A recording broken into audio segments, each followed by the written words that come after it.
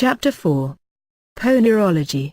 Ever since ancient times, philosophers and religious thinkers representing various attitudes in different cultures have been searching for the truth regarding moral values, attempting to find criteria for what is right, and what constitutes good advice.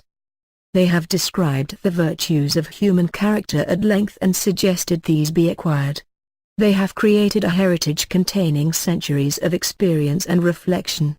In spite of the obvious differences of originating cultures and attitudes, even though they worked in widely divergent times and places, the similarity, or complementary nature, of the conclusions reached by famous ancient philosophers are striking. It demonstrates that whatever is valuable is conditioned and caused by the laws of nature acting upon the personalities of both individual human beings and collective societies.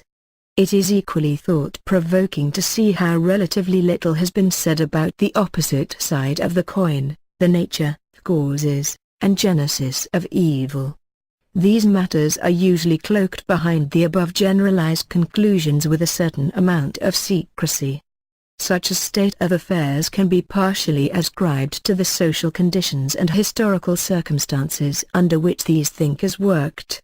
Their modus operandi may have been dictated at least in part by personal fate, inherited traditions, or even prudishness. After all, justice and virtue are the opposites of force and perversity. The same applies to truthfulness versus mendacity. Similarly, like health is the opposite of an illness. It is also possible that whatever they thought or said about the true nature of evil was later expunged and hidden by those very forces they sought to expose. The character and genesis of evil thus remained hidden in discreet shadows, leaving it to literature to deal with the subject in highly expressive language. But, expressive though the literary language might be, it has never reached the primeval source of the phenomena. A certain cognitive space remained as an uninvestigated thicket of moral questions which resist understanding and philosophical generalizations. Present-day philosophers developing meta-ethics are trying to push on along the elastic space leading to an analysis of the language of ethics, contributing bits and pieces toward eliminating the imperfections and habits of natural conceptual language. Penetrating this ever-mysterious nucleus is highly tempting to a scientist. At the same time, active practitioners in social life and normal people searching for their way are significantly conditioned by their trust in certain authorities. Eternal temptations such as trivializing insufficiently proven moral values or disloyally taking advantage of naive human respect for them, find no adequate counterweight within a rational understanding of reality. If physicians behaved like ethicists, that is relegated to the shadow of their personal experience relatively unesthetic disease phenomena because they were primarily interested in studying questions of physical and mental hygiene, there would be no such thing as modern medicine. Even the roots of this health maintenance science would be hidden in similar shadows. In spite of the fact that the theory of hygiene has been linked to medicine since its ancient beginnings, physicians were correct in their emphasis upon studying disease above all. They risked their own health and made sacrifices in order to discover the causes and biological properties of illnesses and, afterwards, to understand the pathodynamics of the causes of these illnesses. A comprehension of the nature of a disease, and the course it runs, after all, enables the proper curative means to be elaborated. While studying an organism's ability to fight off disease, scientists invented vaccination, which allows organisms to become resistant to an illness without passing through it in its full-blown manifestation. Thanks to this, medicine conquers and prevents phenomena which, in its scope of activity, are considered a type of evil. The question thus arises, could some analogous modus operandi not be used to study the causes and genesis of other kinds of evil scourging human individuals, families, and societies, in spite of the fact that they appear even more insulting to our moral feelings than do diseases? Experience has taught the author that evil is similar to disease in nature, although possibly more complex and elusive to our understanding. Its genesis reveals many factors, pathological, especially psychopathology, in character, whose essence medicine and psychology have already studied, or whose understanding demands further investigation in these realms. Parallel to the traditional approach, problems commonly perceived to be moral may also be treated on the basis of data provided by biology, medicine, and psychology, as factors of this kind are simultaneously present in the question as a whole. Experience teaches us that a comprehension of the essence and genesis of evil generally makes use of data from these areas. Philosophical reflection alone is insufficient. Philosophical thought may have engendered all the scientific disciplines, but the other scientific disciplines did not mature until they became independent, based on detailed data and a relationship to other disciplines supplying such data. Encouraged by the often coincidental discovery of these naturalistic aspects of evil, the author has imitated the methodology of medicine. A clinical psychologist and medical co-worker by profession, he had such tendencies anyway. As is the case with physicians and disease, he took the risks of close contact with evil and suffered the consequences. His purpose was to ascertain the possibilities of understanding the nature of evil, its etiological factors, and to track its pathodynamics. The developments of biology, medicine, and psychology opened so many avenues that the above-mentioned behavior turned out to be not only feasible, but exceptionally fertile. Personal experience and refined methods in clinical psychology permitted reaching ever more accurate conclusions. There was a major difficulty: insufficient data, especially in the area of the science of psychopathies. This problem had to be overcome based on my own investigations. This insufficiency was caused by neglect of these areas, theoretical difficulties facing researchers, and the unpopular nature of these problems. This work in general, and this chapter in particular, contain references to research conclusions the author was either prevented from publishing or unwilling to publish for reasons of personal safety. Sadly, it is lost now, and age prevents any attempts at recovery. It is hoped that my descriptions, observations, and experience, here condensed from memory, will provide a platform for a new effort to produce the data needed to confirm again what was confirmed then. Nevertheless, based on the work of myself and others in that past tragic time, a new discipline arose that became our beacon. Two Greek philologists, monks, baptized it ponerology, from the Greek poneros equals evil. The process of the genesis of evil was called, correspondingly, ponerogenesis. I hope that these modest beginnings will grow so as to enable us to overcome evil through an understanding of its nature, causes, and development. From among 5,000 psychotic, neurotic, and healthy patients, the author selected 384 adults who behaved in a manner which had seriously hurt others. They came from all circles of Polish society, but mostly from a large industrial center characterized by poor working conditions and substantial air pollution. They represented various moral, social, and political attitudes. Some 30 of them had been subjected to penal measures which were often excessively harsh. Once freed from jail or other penalty, these people attempted to readapt to social life, which made them tend to be sincere in speaking to me, the psychologist. Others had escaped punishment, still others had hurt their fellows in a manner which does not qualify for judicial treatment under legal theory or practice. Some were protected by a political system which is in itself a ponerogenic derivate. The author had the further advantage of speaking to persons whose neurosis were caused by some abuse they had experienced. All the above-mentioned people were given psychological tests and subjected to detailed anamnesis so as to determine their overall mental skills, thereby either excluding or detecting possible brain tissue lesions and evaluating them in relation to one another. Other methods were also used in accordance with the patient's actual needs in order to create a sufficiently accurate picture of the psychological condition. In most of these cases the author had access to the results of medical examinations and laboratory tests performed in medical facilities. A psychologist can glean many valuable observations, such as those used in this work, when he himself is subjected to abuse, as long as cognitive interest overcomes his natural human emotional reactions. If not, he must utilize his professional skills to rescue himself first. The author never lacked for such opportunities, since his unhappy country is replete with examples of human injustice to which he was, himself, subjected on numerous occasions. Analysis of their personalities and the genesis of their behavior revealed that only 14 to 16% of the 384 persons who hurt others failed to exhibit any psychopathological factors which would have influenced their behavior. Regarding this statistic, it should be pointed out that a psychologist's non-discovery of such factors does not prove their non-existence.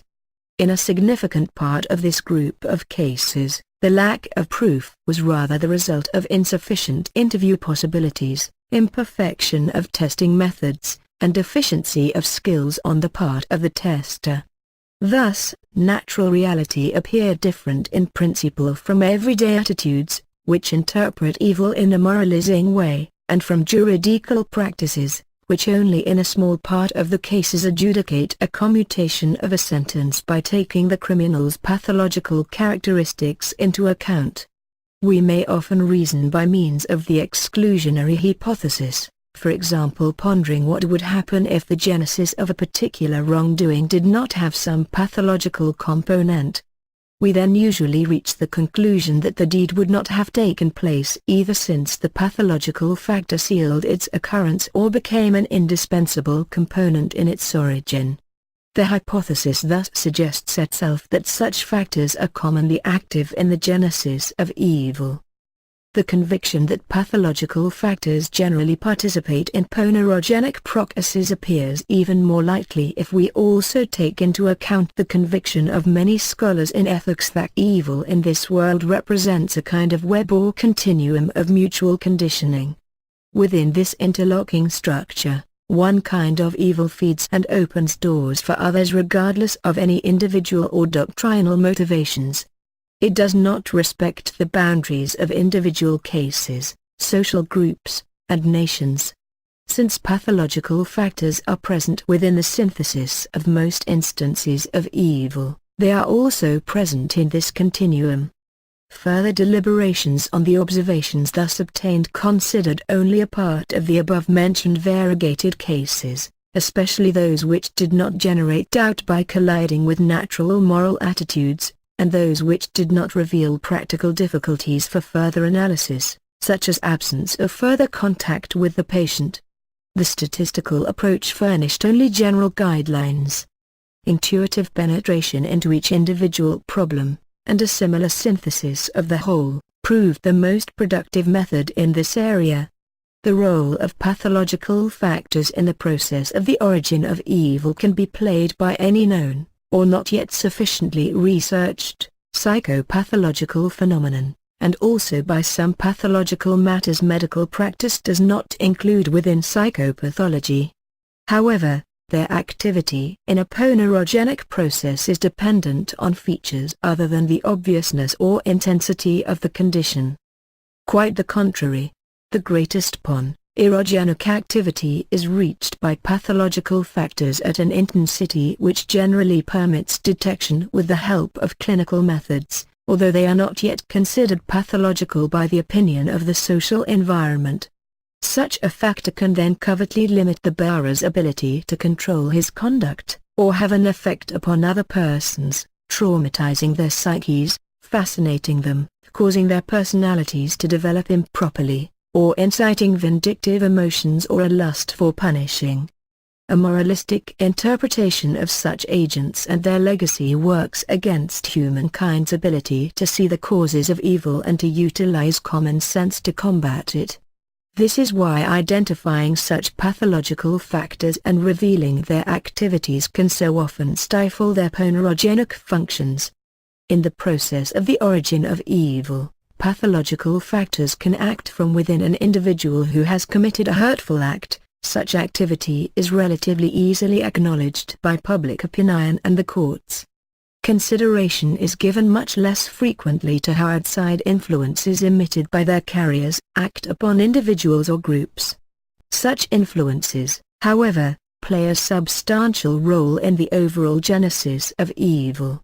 In order for such influence to be active, the pathological characteristic in question must be interpreted in a moralistic manner, that is differently from its true nature. There are many possibilities for such activities. For the moment, let us indicate the most damaging. Every person in the span of his life, and particularly during childhood and youth, assimilates psychological material from others through mental resonance, identification, imitation, and other communicative means, thereupon transforming it to build his own personality and worldview.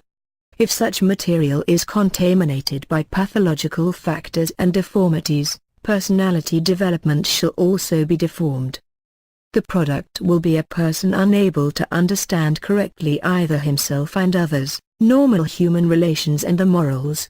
He develops into a person who commits evil acts with a poor feeling of being faulty. Is he really at fault? Man's age-old, familiar moral weaknesses and intelligence deficiencies, proper reasoning, and knowledge combine with the activity of various pathological factors to create a complex network of causation which frequently contains feedback relationships or closed causal structures. Practically speaking, cause and effect are often widely separated in time, which makes it more difficult to track the links. If our scope of observation is expansive enough, the ponerogenic processes are reminiscent of complex chemical synthesis, wherein modifying a single factor causes the entire process to change. Botanists are aware of the law of the minimum, wherein plant growth is limited by contents of the component which is in deficiency in the soil. Similarly, eliminating, or at least limiting, the activity of one of the above-mentioned factors or deficiencies should cause a corresponding reduction in the entire process of the genesis of evil. For centuries, moralists have been advising us to develop ethics and human values. They have been searching for the proper intellectual criteria. They have also respected correctness of reasoning, whose value in this area is unquestionable. In spite of all their efforts, however, they have been unable to overcome the many kinds of evil that have scourged humanity for ages and that are presently taking on unheard of proportions. By no means does a ponerologist wish to belittle the role of moral values and knowledge in this area, rather, he wants to buttress it with hitherto underrated scientific knowledge in order to round out the picture as a whole and adapt it better to reality, thereby making more effective action possible in moral, psychological, social, and political practice. This new discipline is thus primarily interested in the role of pathological factors in the origin of evil, especially since conscious control and monitoring of them on the scientific, social, and individual levels could effectively stifle or disarm these processes. Something which has been impossible for centuries is now feasible in practice thanks to progress in naturalistic cognizance. Methodological refinements are dependent upon further progress in detailed data and upon the conviction that such behavior is valuable. For instance, in the course of psychotherapy, we may inform a patient that in the genesis of his personality and behavior we find the results of influences from some person who revealed psychopathological characteristics. We thereby carry out an intervention that is painful for the patient, which demands we proceed with tact and skill. As a result of this interaction, however, the patient develops a kind of self-analysis which will liberate him from the results of these influences and enable him to develop some critical distance in dealing with other factors of a similar nature. Rehabilitation will depend on improving his ability to understand himself and others. Thanks to this, he will be able to overcome his internal and interpersonal difficulties more easily and to avoid mistakes which hurt him and his immediate environment. Pathological factors. Let us now attempt a concise description of some examples of those pathological factors which have proved to be the most active in ponerogenic processes. Selection of these examples resulted from the author's own experience, instead of exhaustive statistical tallies, and may thus differ from other specialists' evaluations. Much depends on particular situation. A small amount of statistical data concerning these phenomena has been borrowed from other works or are approximate evaluations elaborated under conditions which did not allow the entire front of research to be developed. Again, may the reader please consider the conditions under which the author worked, and the time and place. Mention should also be made of some historical figures, people whose pathological characteristics contributed to the process of the genesis of evil on a large social scale, imprinting their mark upon the fate of nations. It is not an easy task to establish diagnosis for people whose psychological anomalies and diseases died together with them. The results of such clinical analyses are open to question even by persons lacking knowledge or experience in this area, only because recognizing such a state of mind does not correspond to their historical or literary way of thought. While this is done on the basis of the legacy of natural and often moralizing language, I can only assert that I always based my findings on comparisons of data acquired through numerous observations I made by studying many similar patients with the help of the objective methods of contemporary clinical psychology. I took the critical approach herein as far as possible. The opinions of specialists elaborated in a similar way nevertheless remain valuable. Acquired deviations. Brain tissue is very limited in its regenerative ability. If it is damaged and the change subsequently heals, a process of rehabilitation can take place wherein the neighboring healthy tissue takes over the function of the damaged portion. This substitution is never quite perfect, thus some deficits in skill and proper psychological processes can be detected in even cases of very small damage by using the appropriate tests. Specialists are aware of the variegated causes for the origin of such damage, including trauma and infections. We should point out here that the psychological results of such changes, as we can observe many years later, are more heavily dependent upon the location of the damage itself in the brain mass, whether on the surface or within, than they are upon the cause which brought them about. The quality of these consequences also depends upon when they occurred in the person's lifetime. Regarding pathological factors of ponerogenic processes, perinatal or early infant damages have more active results than damages which occurred later. In societies with highly developed medical care, we find among the lower grades of elementary school, when tests can be applied, that 5 to 7% of children have suffered brain tissue lesions which cause certain academic or behavioral difficulties. This percentage increases with age. Modern medical care has contributed to a quantitative decrease in such phenomena, but in certain relatively uncivilized countries and during historical times, indications of difficulties caused by such changes are and have been more frequent. Epilepsy and its many variations constitute the oldest known results of such lesions. It is observed in a relatively small number of persons suffering such damage.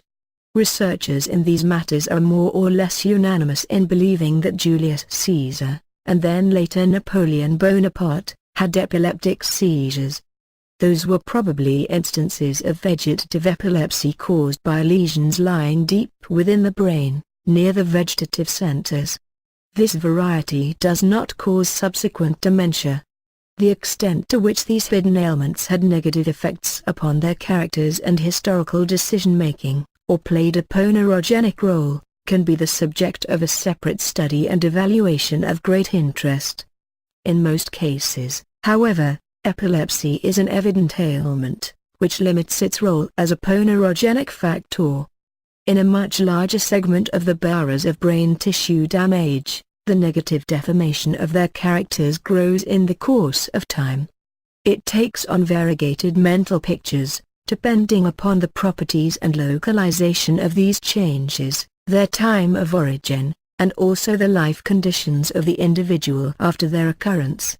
We will call such character disorders characteropathies. Some characteropathies play an outstanding role as pathological agents in the processes of the genesis of evil. Let us thus characterize these most active ones. Characteropathies reveal a certain similar quality, if the clinical picture is not dimmed by the coexistence of other mental anomalies, usually inherited, which sometimes occur in practice. Undamaged brain tissue retains our species' natural psychological properties. This is particularly evident in instinctive and affective responses, which are natural, albeit often insufficiently controlled. The experience of people with such anomalies grows in the medium of the normal human world to which they belong by nature. Thus their different way of thinking, their emotional violence, and their egotism find relatively easy entry into other people's minds and are perceived within the categories of the everyday world. Such behavior on the part of persons with such character disorders traumatizes the minds and feelings of normal people, gradually diminishing the ability of the normal person to use their common sense. In spite of their resistance, victims of the characteropath become used to the rigid habits of pathological thinking and experiencing. If the victims are young people, the result is that the personality suffers abnormal development leading to its malformation. Characteropaths and their victims thus represent pathological, ponerogenic factors which, by their covert activity, easily engender new phases in the eternal genesis of evil, opening the door to a later activation of other factors which thereupon take over the main role. A relatively well-documented example of such an influence of a characteropathic personality on a macrosocial scale is the last German emperor, Wilhelm. He was subjected to brain trauma at birth. During and after his entire reign, his physical and psychological handicap was hidden from public knowledge. The motor abilities of the upper left portion of his body were handicapped. As a boy, he had difficulty learning grammar, geometry, and drawing, which constitute the typical triad of academic difficulties caused by minor brain lesions.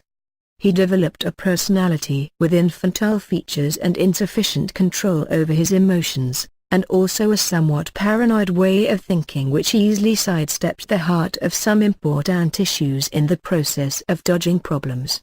Militaristic poses and a general's uniform overcompensated for his feelings of inferiority and effectively cloaked his shortcomings. Politically, his insufficient control of emotions and factors of personal rancor came into view. The old Iron Chancellor had to go, that cunning and ruthless politician who had been loyal to the monarchy and had built up Russian power. After all, he was too knowledgeable about the prince's defects and had worked against his coronation. A similar fate met other overly critical people, who were replaced by persons with lesser brains, more subservience, and, sometimes, discrete psychological deviations. Negative selection took place. Since the common people are prone to identify with the emperor, and through the emperor, with a system of government, the characteropathic material emanating from the Kaiser resulted in many Germans being progressively deprived of their ability to use their common sense. An entire generation grew up with psychological deformities regarding feeling and understanding moral, psychological, social and political realities. It is extremely typical that in many German families having a member who is psychologically not quite normal, it became a matter of honor, even excusing nefarious conduct, to hide this fact from public opinion, and even from the awareness of close friends and relatives.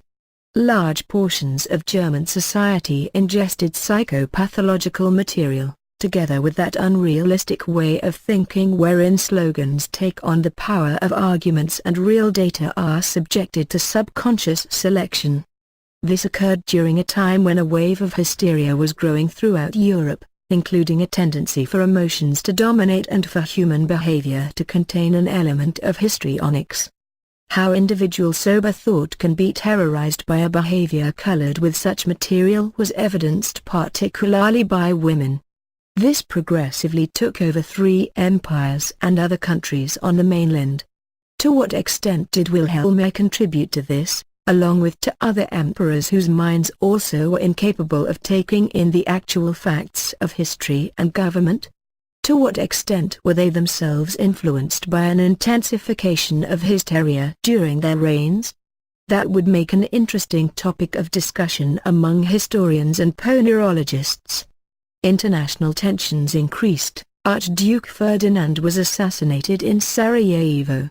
Unfortunately, neither the Kaiser nor any other governmental authority in his country were in possession of their reason. What dominated the subsequent events was Wilhelm's emotional attitude and the stereotypes of thought and action inherited from the past. War broke out. General war plans that had been prepared earlier, and which had lost their relevance under the new conditions, unfolded more like military maneuvers. Even those historians familiar with the genesis and character of the Prussian state, including its ideological subjugation of individuals to the authority of king and emperor, and its tradition of bloody expansionism, intuit that these situations contained some activity of an uncomprehended fatality which eludes an analysis in terms of historical causality. Many thoughtful persons keep asking the same anxious question: how could the German nation have chosen for a Führer a clownish psychopath who made no bones about his pathological vision of Superman rule? Under his leadership, Germany then unleashed a second criminal and politically absurd war. During the second half of this war, highly trained army officers honorably performed inhuman orders, senseless from the political and military point of view, issued by a man whose psychological state corresponded to the routine criteria for being forcibly committed to a psychiatric hospital. Any attempt to explain the things that occurred during the first half of our century by means of categories generally accepted in historical thought leaves behind a nagging feeling of inadequacy. Only a ponerological approach can compensate for this deficit in our comprehension, as it does justice to the role of various pathological factors in the genesis of evil at every social level. The German nation, fed for a generation on pathologically altered psychological material, fell into a state comparable to what we see in certain individuals raised by persons who are both characteropathic and hysterical. Psychologists know from experience how often such people then let themselves commit acts which seriously hurt others. A psychotherapist needs a good deal of persistent work, skill, and prudence in order to enable such a person to regain his ability to comprehend psychological problems with more naturalistic realism and to utilize his healthy critical faculties in relation to his own behavior. The Germans inflicted and suffered enormous damage and pain during the First World War. They thus felt no substantial guilt and even thought that they were the ones who had been wronged. This is not surprising, as they were behaving in accordance with their customary habit, without being aware of its pathological causes. The need for this pathological state to be concealed in heroic garb after a war in order to avoid bitter disintegration became all too common.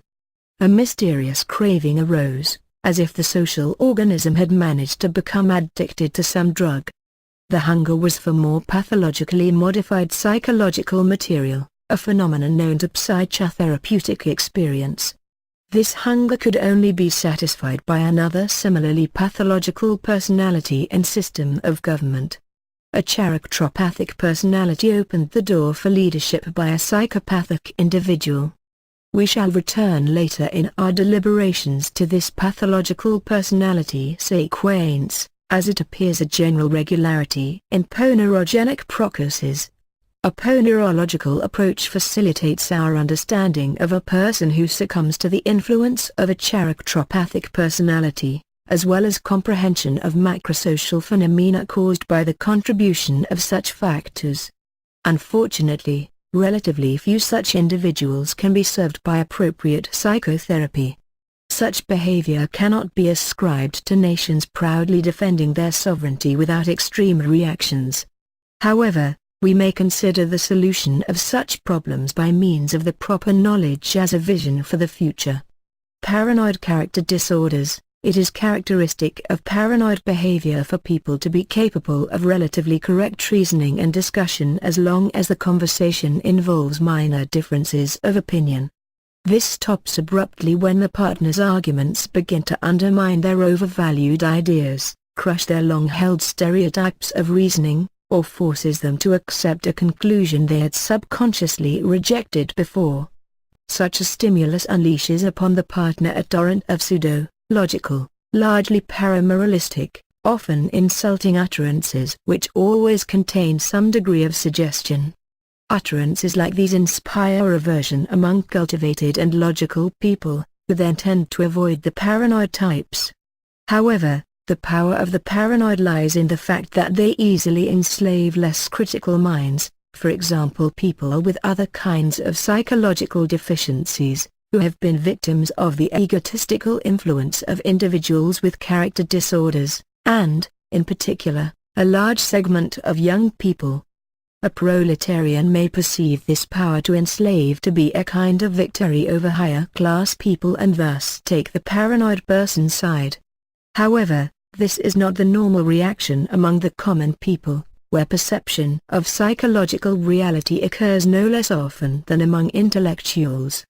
In some then, the response of accepting paranoid argumentation is qualitatively more frequent in reverse proportion to the civilization level of the community in question, although it never approaches the majority. Nevertheless, paranoid individuals become aware of their enslaving influence through experience and attempt to take advantage of it in a pathologically egotistic manner. We know today that the psychological mechanism of paranoid phenomena is twofold. One is caused by damage to the brain tissue, the other is functional or behavioral. Within the above-mentioned process of rehabilitation, any brain tissue lesion causes a certain slackening of accurate thinking and, as a consequence, of the personality structure. Most typical are those cases caused by an aggression in the dencephalon by various pathological factors, resulting in its permanently decreased tonal ability, and similarly of the tonus of inhibition in the brain cortex. Particularly during sleepless nights, runaway thoughts give rise to a paranoid changed view of human reality, as well as to ideas which can be either gently naive or violently revolutionary. Let us call this kind paranoid characteropathy.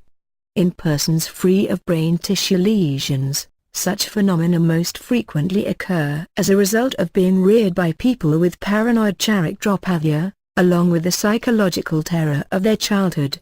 Such psychological material is then assimilated, creating the rigid stereotypes of abnormal experiencing. This makes it difficult for thought and worldview to develop normally, and the terror-blocked contents become transformed into permanent, functional, congestive centers. Ivan Pavlov comprehended all kinds of paranoid states in a manner similar to this functional model without being aware of this basic and primary cause. He nevertheless provided a vivid description of paranoid characters and the above-mentioned ease with which paranoid individuals suddenly steer away from factual discipline and proper thought processes. Those readers of his work on the subject who are sufficiently familiar with Soviet conditions glean yet another historical meaning from his little book. Its intent appears obvious. The author dedicated his work, with no word of inscription, of course, to the chief model of a paranoid personality, the revolutionary leader Lenin, whom the scientist knew well. As a good psychologist, Pavlov could predict that he would not be the object of revenge, since the paranoid mind will block out the egocentric associations. He was thus able to die a natural death. Lenin should nevertheless be included with the first and most characteristic kind of paranoid personality, that is most probably due to dencephalic brain damage. Vasily Gross, Mann describes him more or less as follows: symptom, Lenin was always tactful, gentle, and polite, but simultaneously characterized asthenization by an excessively sharp, ruthless, and fixation and stereotypia. Brutal attitude to political opponents. He never allowed any possibility that they might be even minimally right, nor that pathological egotism. He might be even minimally wrong. He would often call his opponents hack paramorealisms. Stars, lackeys, servant boys, mercenary, agents, or Judas's bride for 30 pieces of silver. He made no attempt to persuade his opponents during a dispute. He communicated not with them, spellbinding and of con, but rather with those witnessing the sickness and its effects. Dispute, in order to ridicule and compromise his adversaries. Sometimes such witnesses were just a few people, sometimes thousands of delegates to a lack of the self-criticism. Congress, sometimes millions were throngs of newspaper readers. Frontal characteropathy, the frontal areas of the cerebral cortex, 10A and big. To the Brodmann division, are virtually present in no creature except man. They are composed of the phylogenetically youngest nervous tissue. Their cyto-architecture is similar to the much older visual projection areas on the opposite pole of the brain. This suggests some functional similarity. The author has found a relatively easy way to test this psychological function, which enables us to grasp a certain number of imaginary elements in our field of consciousness and subject them to internal contemplation. The capacity of this act of internal projection varies greatly from one person to another, manifesting a statistical correlation with similar variegation in the anatomical extent of such areas. The correlation between this capacity and general intelligence is much lower. As described by researchers, Luria et al. The functions of these areas, thought process acceleration and coordination, seem to result from this basic function. Damage to this area occurred rather frequently, at or near birth, especially for premature infants, and later in life as a result of various causes.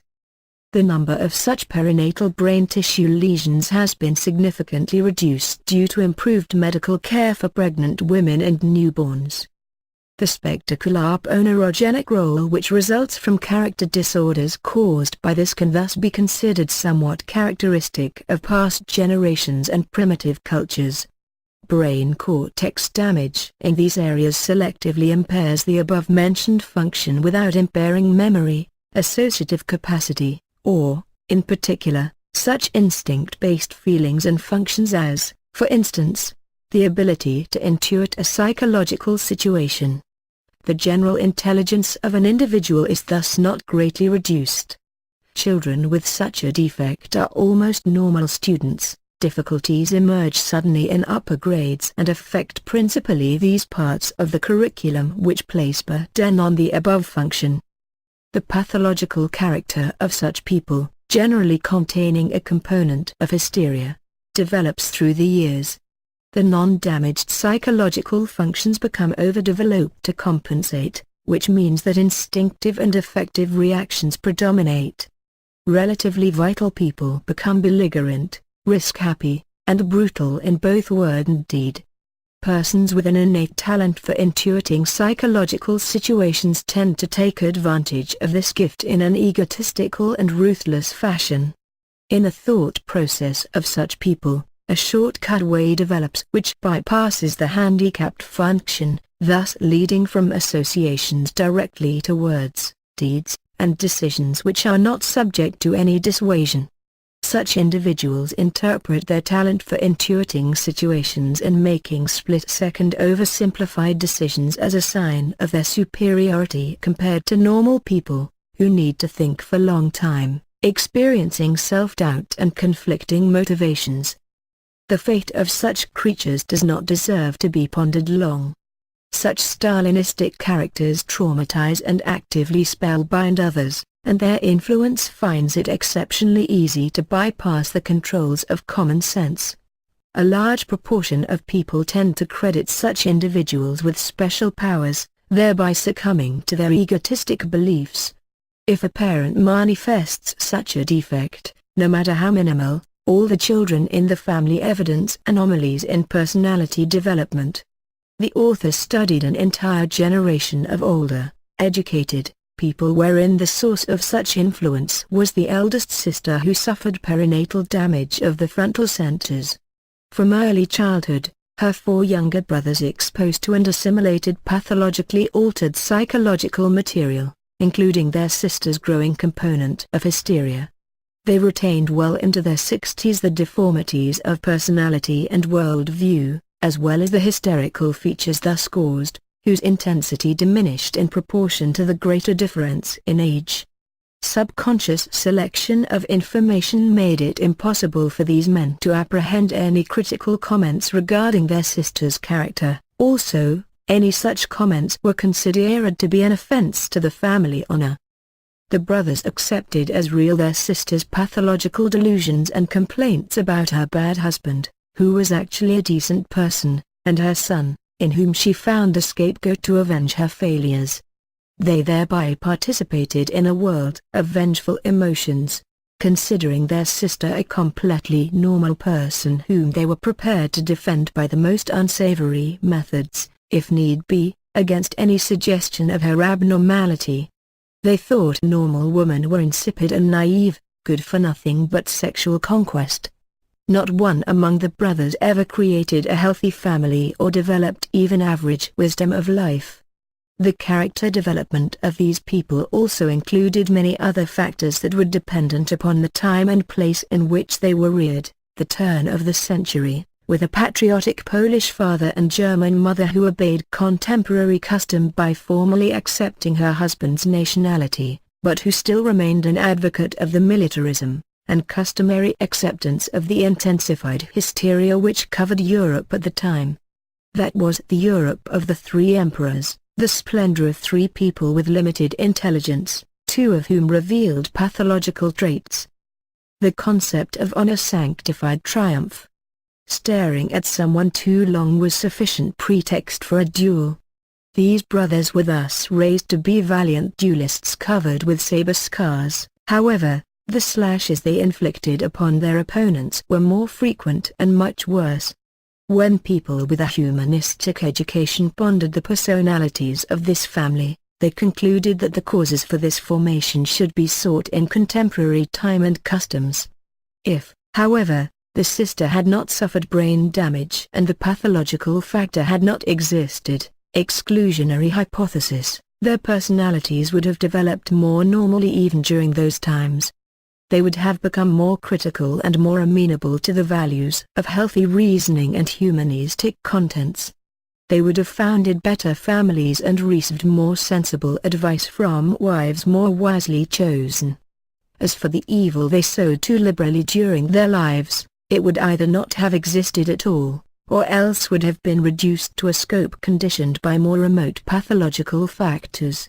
Comparative considerations also led the author to conclude that Iosif Vissarionovich Dzyugashvili, also known as Stalin, should be included in the list of this particular ponerogenic characteropathy, which developed against the backdrop of perinatal damage to his brain's prefrontal fields.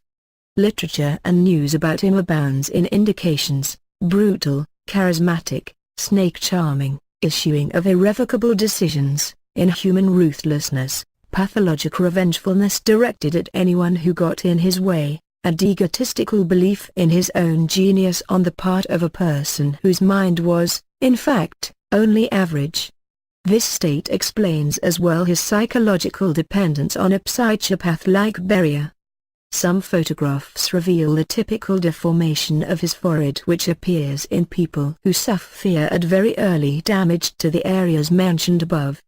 His typical irrevocable decisions his daughter describes as follows: whenever he threw out of his heart someone whom he had known for a long time, classifying him among his enemies in his soul, it was impossible to talk to him about that person. The reverse process became impossible for him, namely persuasion that he was not his enemy, and any attempts in that direction made him fly into a rage. Redens, Uncle Pavlusha, and A.S. Svanids were incapable of doing anything about it. All they accomplished was to have my father break off contacts and withdraw his trust. After seeing any of them for the last time, he said goodbye as if to a potentialfoe, one of his enemies. We know the effect of being thrown out of his heart, as it is documented by the history of those times. When we contemplate the scope of the evil Stalin helped to bring about, we should always take this most ponerogenic characteropathy into account and attribute the proper portion of the blame to it. Unfortunately, it has not yet been sufficiently studied. We have to consider many other pathologic deviations as they played essential roles in this macrosocial phenomenon. Disregarding the pathologic aspects of those occurrences and limiting interpretation thereof by historiographic and moral considerations opens the door to an activity of further ponerogenic factors. Such reasoning should be thus regarded as not only scientifically insufficient but immoral as well.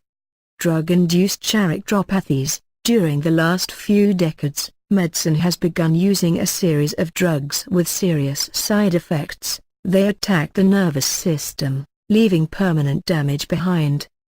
These generally discrete handicaps sometimes give rise to personality changes which are often very harmful socially. Streptomycin proved a very dangerous drug. As a result, some countries have limited its use, whereas others have taken it off the list of drugs whose use is permitted. The cytostatic drugs used in treating neoplastic diseases often attack the phylogenetically oldest brain tissue, the primary carrier of our instinctive substratum and basic feelings. Persons treated with such drugs progressively tend to lose their emotional color and their ability to intuit a psychological situation. They retain their intellectual functions but become praise-craving egocentrics, easily ruled by people who know how to take advantage of this. They become indifferent to other people's feelings and the harm they are inflicting upon them. Any criticism of their own person or behavior is repaid with a vengeance. Such a change of character in a person who until recently enjoyed respect on the part of his environment or community, which perseveres in human minds, becomes a pathological phenomenon causing often tragic results. Could this have been a factor in the case of the Shah of Iran? Again, diagnosing dead people is problematic, and the author lacks detailed data. However, this possibility should be accepted as a probability. The genesis of that county's present tragedy also doubtless contains pathological factors which play ponerologically active roles. Results similar to the above in the psychological picture may be caused by endogenous toxins or viruses. When, on occasion, the mumps proceeds with a brain reaction, it leaves in its wake a discrete pallor or dullness of feelings and a slight decrease in mental efficiency. Similar phenomena are witnessed after a difficult bout with diphtheria. Finally, polio attacks the brain, more often the higher part of the anterior horns, which was affected by the process. People with leg paresis rarely manifest these effects, but those with paresis of the neck and or shoulders must count themselves lucky if they do not. In addition to affective pallor, persons manifesting these effects usually evidence naivete and an inability to comprehend the crux of a matter. We rather doubt that President F.D. Roosevelt manifested some of this latter features, since the poliovirus which attacked him when he was 40 caused paresis to his legs. After overcoming this, years of creative activity followed. However, it is possible that his naive attitude towards Soviet policy during his last term of office had a pathological component related to his deteriorating health.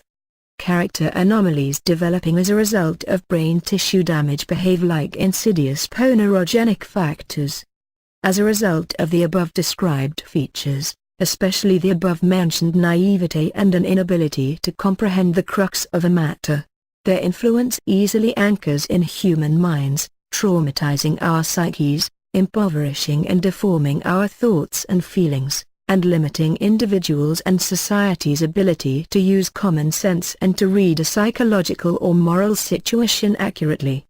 This opens the door to the influence of other pathological characters who most frequently carry some inherited psychological deviations. They then push the characteropathic individuals into the shadows and proceed with their ponerogenic work. That is why various types of characteropathy participate during the initial periods of the genesis of evil, both on the macrosocial scale and on the individual scale of human families. An improved social system of the future should thus protect individuals and societies by preventing persons with the above deviations, or certain characteristics to be discussed below, from any societal functions wherein the fate of other people would depend upon their behavior.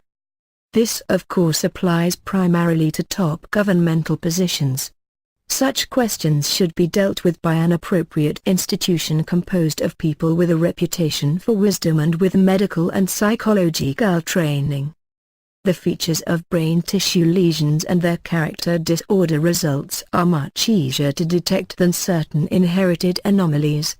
Thus, stifling ponerogenic processes by removing these factors from the process of the synthesis of evil is effective during the early phases of such genesis, and much easier in practice. Inherited deviations. Science already protects societies from the results of some physiological anomalies which are accompanied by certain psychological weaknesses. The tragic role played by hereditary hemophilia among European royalty is well known. Responsible people in countries where the system of monarchy still survives, are anxious not to allow a carrier of such a gene to become queen. Any society exercising so much concern over individuals with blood coagulation insufficiency or other serious and life-threatening pathology would protest if a man afflicted with such a condition were appointed to a high office bearing responsibility for many people. This behavior model should be extended to many pathologies, including inherited psychological anomalies. Daltonists, men with an impaired ability to distinguish red and green colors from gray, are now barred from professions in which this could cause a catastrophe. We also know that this anomaly is often accompanied by a decrease in aesthetic experience, emotions, and the feeling of linkage to people who can see colors normally.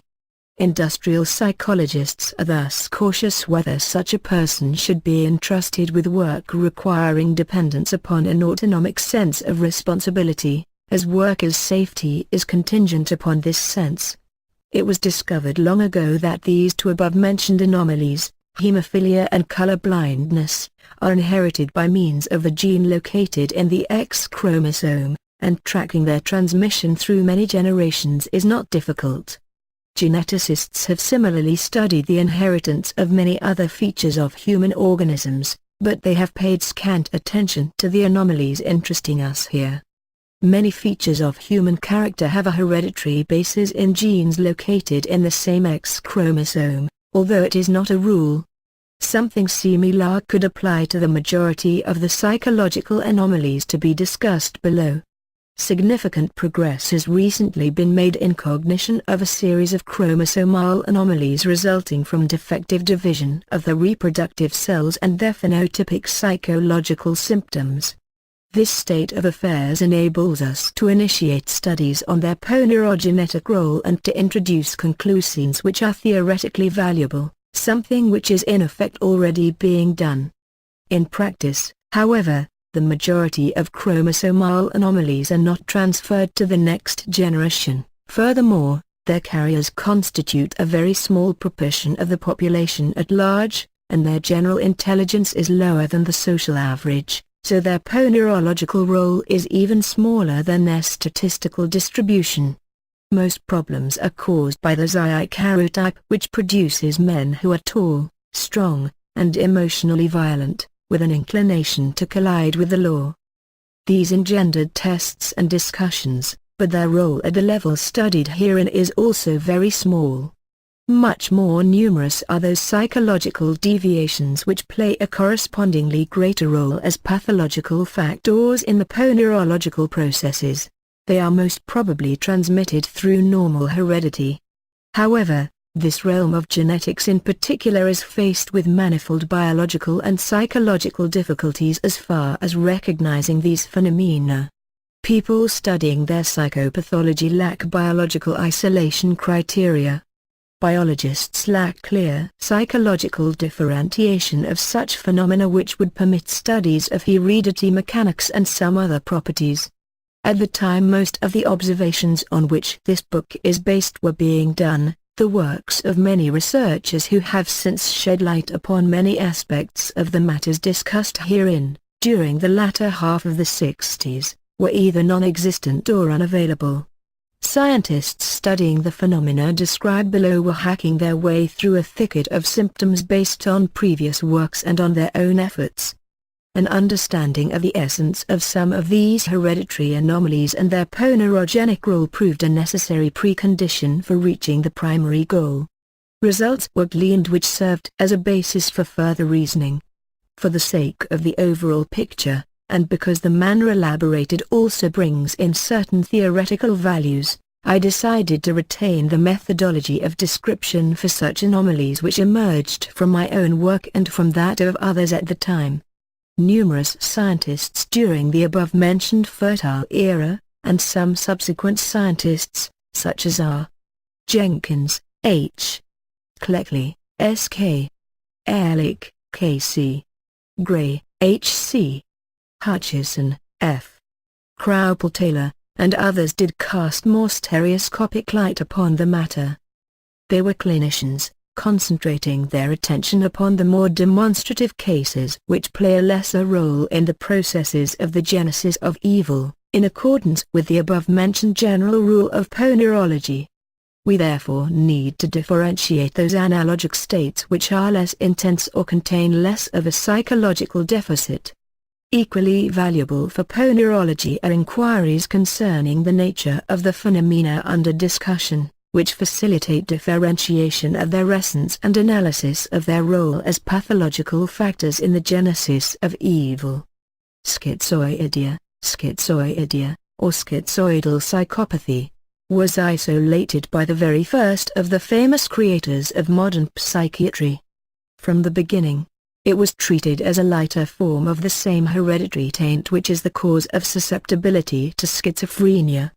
However, this latter connection could neither be confirmed nor denied with the help of statistical analysis, and no biological test was then found which would have been able to solve this dilemma. For practical reasons, we shall discuss schizoidia with no further reference to this traditional relationship.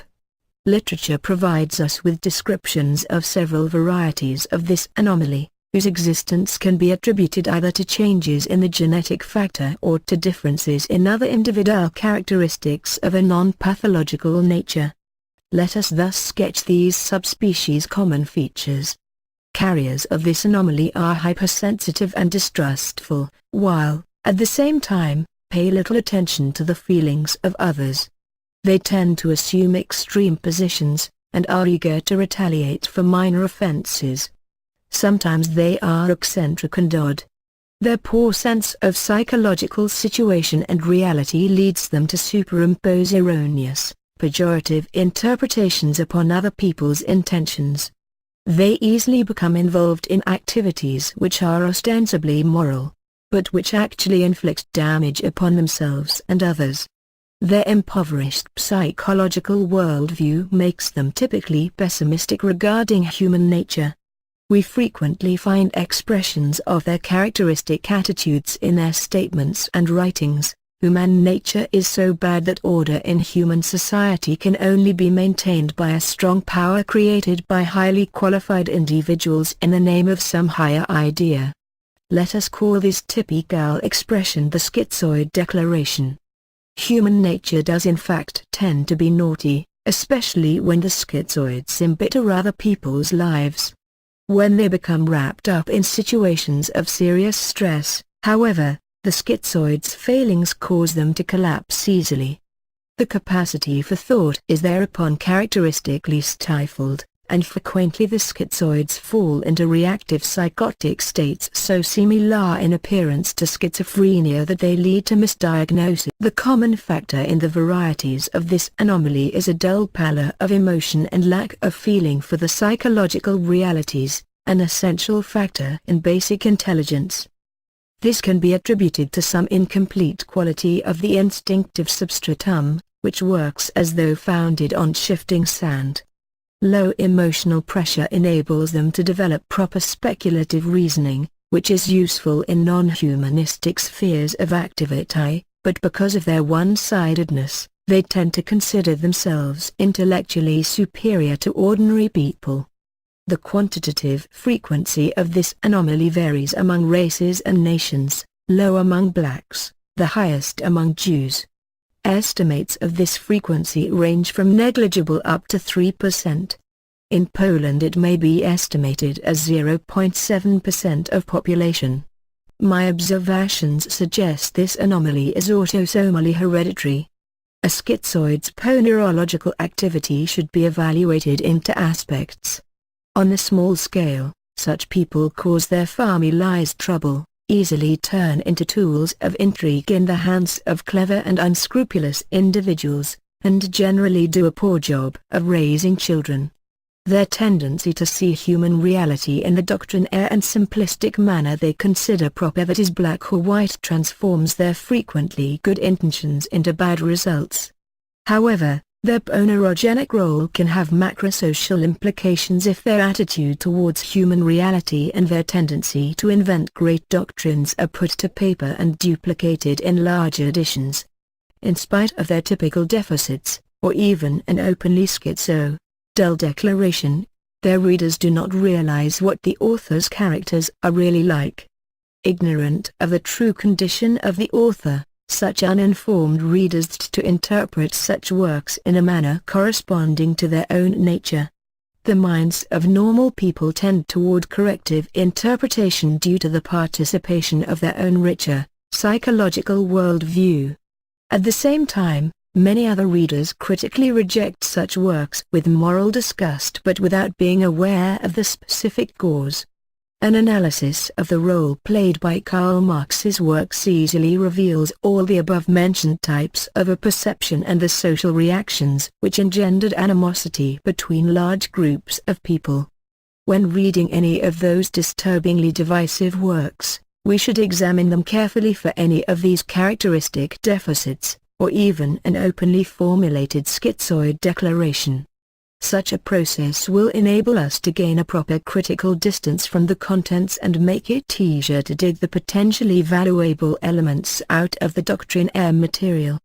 If this is done by two or more people who represent greatly divergent interpretations, their methods of perception will come closer together, and the causes of dissent will dissipate. Such a project might be attempted as a psychological experiment and for purposes of proper mental hygiene. Essential psychopathy. Within the framework of the above assumptions, let us characterize another heredity transmitted anomaly whose role in ponerogenic processes on any social scale appears exceptionally great. We should also underscore that the need to isolate this phenomenon and examine it in detail became quickly and profoundly evident to those researchers, including the author, who were interested in the macro-social scale of the genesis of evil, because they witnessed it. I acknowledge my debt to Kazimierz Dabrowski in doing this and calling this anomaly an essential psychopathy. Biologically speaking, the phenomenon is similar to color blindness but occurs with about 10 times lower frequency, slightly above 1/2%, except that, unlike color blindness, it affects both sexes. Its intensity also varies in scope from a level barely perceptive to an experienced observer to an obvious pathological deficiency. Like color blindness, this anomaly also appears to represent a deficit in stimulus transformation, albeit occurring not on the sensory but on the instinctive level. Psychiatrists of the old school used to call such individuals Daltonists of human feelings and socio-moral values. The psychological picture shows clear deficits among men only. Among women it is generally toned down, as by the effect of a second normal allele. This suggests that the anomaly is also inherited via the X chromosome, but through a semi-dominating gene. However, the author was unable to confirm this by excluding inheritance from father to son. Analysis of the different experiential manner demonstrated by these individuals caused us to conclude that their instinctive substratum is also defective, containing certain gaps and lacking the natural syntonic responses commonly evidenced by members of the species Homo sapiens. Our species instinct is our first teacher, it stays with us everywhere throughout our lives. Upon this defective instinctive substratum, the deficits of higher feelings and the deformities and impoverishments in psychological, moral, and social concepts develop in correspondence with these gaps. Our natural world of concepts, based upon species instincts as described in an earlier chapter, strikes the psychopath as a nearly incomprehensible convention with no justification in their own psychological experience. They think that customs and principles of decency are a foreign convention invented and imposed by someone else, probably by priests, silly, onerous, sometimes even ridiculous. At the same time, however, they easily perceive the deficiencies and weaknesses of our natural language of psychological and moral concepts in a manner somewhat reminiscent of the attitude of a contemporary psychologist except in caricature. The average intelligence of the psychopath, especially if measured via commonly used tests, is somewhat lower than that of normal people, albeit similarly variegated. Despite the wide variety of intelligence and interests, this group does not contain examples of the highest intelligence, nor do we find technical or craftsmanship talents among them. The most gifted members of this kind may thus achieve accomplishments in those sciences which do not require a correct humanistic worldview or practical skills. Academic decency is another matter, however. Whenever we attempt to construct special tests to measure life wisdom or socio-moral imagination, even if the difficulties of psychometric evaluation are taken into account, individuals of this type indicate a deficit disproportionate to their personal IQ. In spite of their deficiencies in normal psychological and moral knowledge, they develop and then have at their disposal a knowledge of their own, something lacked by people with a natural world view. They learn to recognize each other in a crowd as early as childhood, and they develop an awareness of the existence of other individuals similar to them. They also become conscious of being different from the world of those other people surrounding them. They view us from a certain distance, like a paraspecific variety. Natural human reactions, which often fail to elicit interest to normal people because they are considered self-evident, strike the psychopath as strange and interesting, and even comical. They therefore observe us, deriving conclusions, forming their different world of concepts. They become experts in our weaknesses and sometimes effect heartless experiments. The suffering and injustice they cause inspire no guilt within them, since such reactions from others are simply a result of their being different and apply only to those other people they perceive to be not quite conspecific. Neither a normal person nor our natural worldview can fully conceive nor properly evaluate the existence of this world of different concepts. A researcher into such phenomena can glimpse the deviant knowledge of the psychopath through long-term studies of the personalities of such people, using it with some difficulty, like a foreign language. As we shall see below, such practical skill becomes rather widespread in nations afflicted by that macro-social pathological phenomenon wherein this anomaly plays the inspiring role. A normal person can learn to speak their conceptual language even somewhat proficiently, but the psychopath is never able to incorporate the world view of a normal person, although they often try to do so all their lives. The product of their efforts is only a role and a mask behind which they hide their deviant reality. Another myth and role they often play, albeit containing a grain of truth in relation to the special psychological knowledge that the psychopath acquires regarding normal people, would be the psychopath's brilliant mind or psychological genius. Some of them actually believe in this and attempt to insinuate this belief to others. In speaking of the mask of psychological normality worn by such individuals, and by similar deviants to a lesser extent, we should mention the book The Mask of Sanity, by Herve Cleckley, who made this very phenomenon the crux of his reflections. A fragment: let us remember that his typical behavior defeats what appear to be his own aims. Is it not he himself who is most deeply deceived by his apparent normality?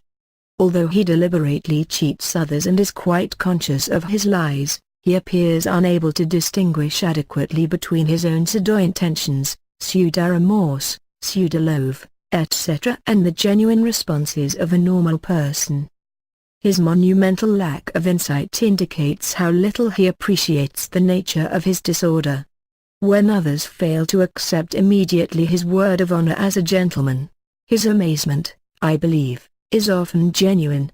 His subjective experience is so bleached of deep emotion that he is invincibly ignorant of what life means to others. His awareness of hypocrisy's opposite is so insubstantially theoretical that it becomes questionable if what we chiefly mean by hypocrisy should be attributed to him. Having no marge or value himself, can he be said to realize adequately the nature and quality of the outrages his conduct inflicts upon us? A young child who has no impressive memory of severe pain may have been told by his mother it is wrong to cut off the dog's tail. Knowing it is wrong, he may proceed with the operation. We need not totally absolve him of responsibility if we say he realizes less what he did than an adult who, in full appreciation of physical agony, so uses a knife. Can a person experience the deeper levels of sorrow without considerable knowledge of happiness? Can he achieve evil intention in the full sense without real awareness of evil's opposite? I have no final answer to these questions. 34 All researchers into psychopathy underline three qualities primarily with regard to this most typical variety: the absence of a sense of guilt for antisocial actions, the inability to love truly, and the tendency to be garrulous in a way which easily deviates from reality. A neurotic patient is generally taciturn and has trouble explaining what hurts him most. A psychologist must know how to overcome these obstacles with the help of non-painful interactions. Neurotics are also prone to excessive guilt about actions which are easily forgiven. Such patients are capable of decent and enduring love, although they have difficulty expressing it or achieving their dreams.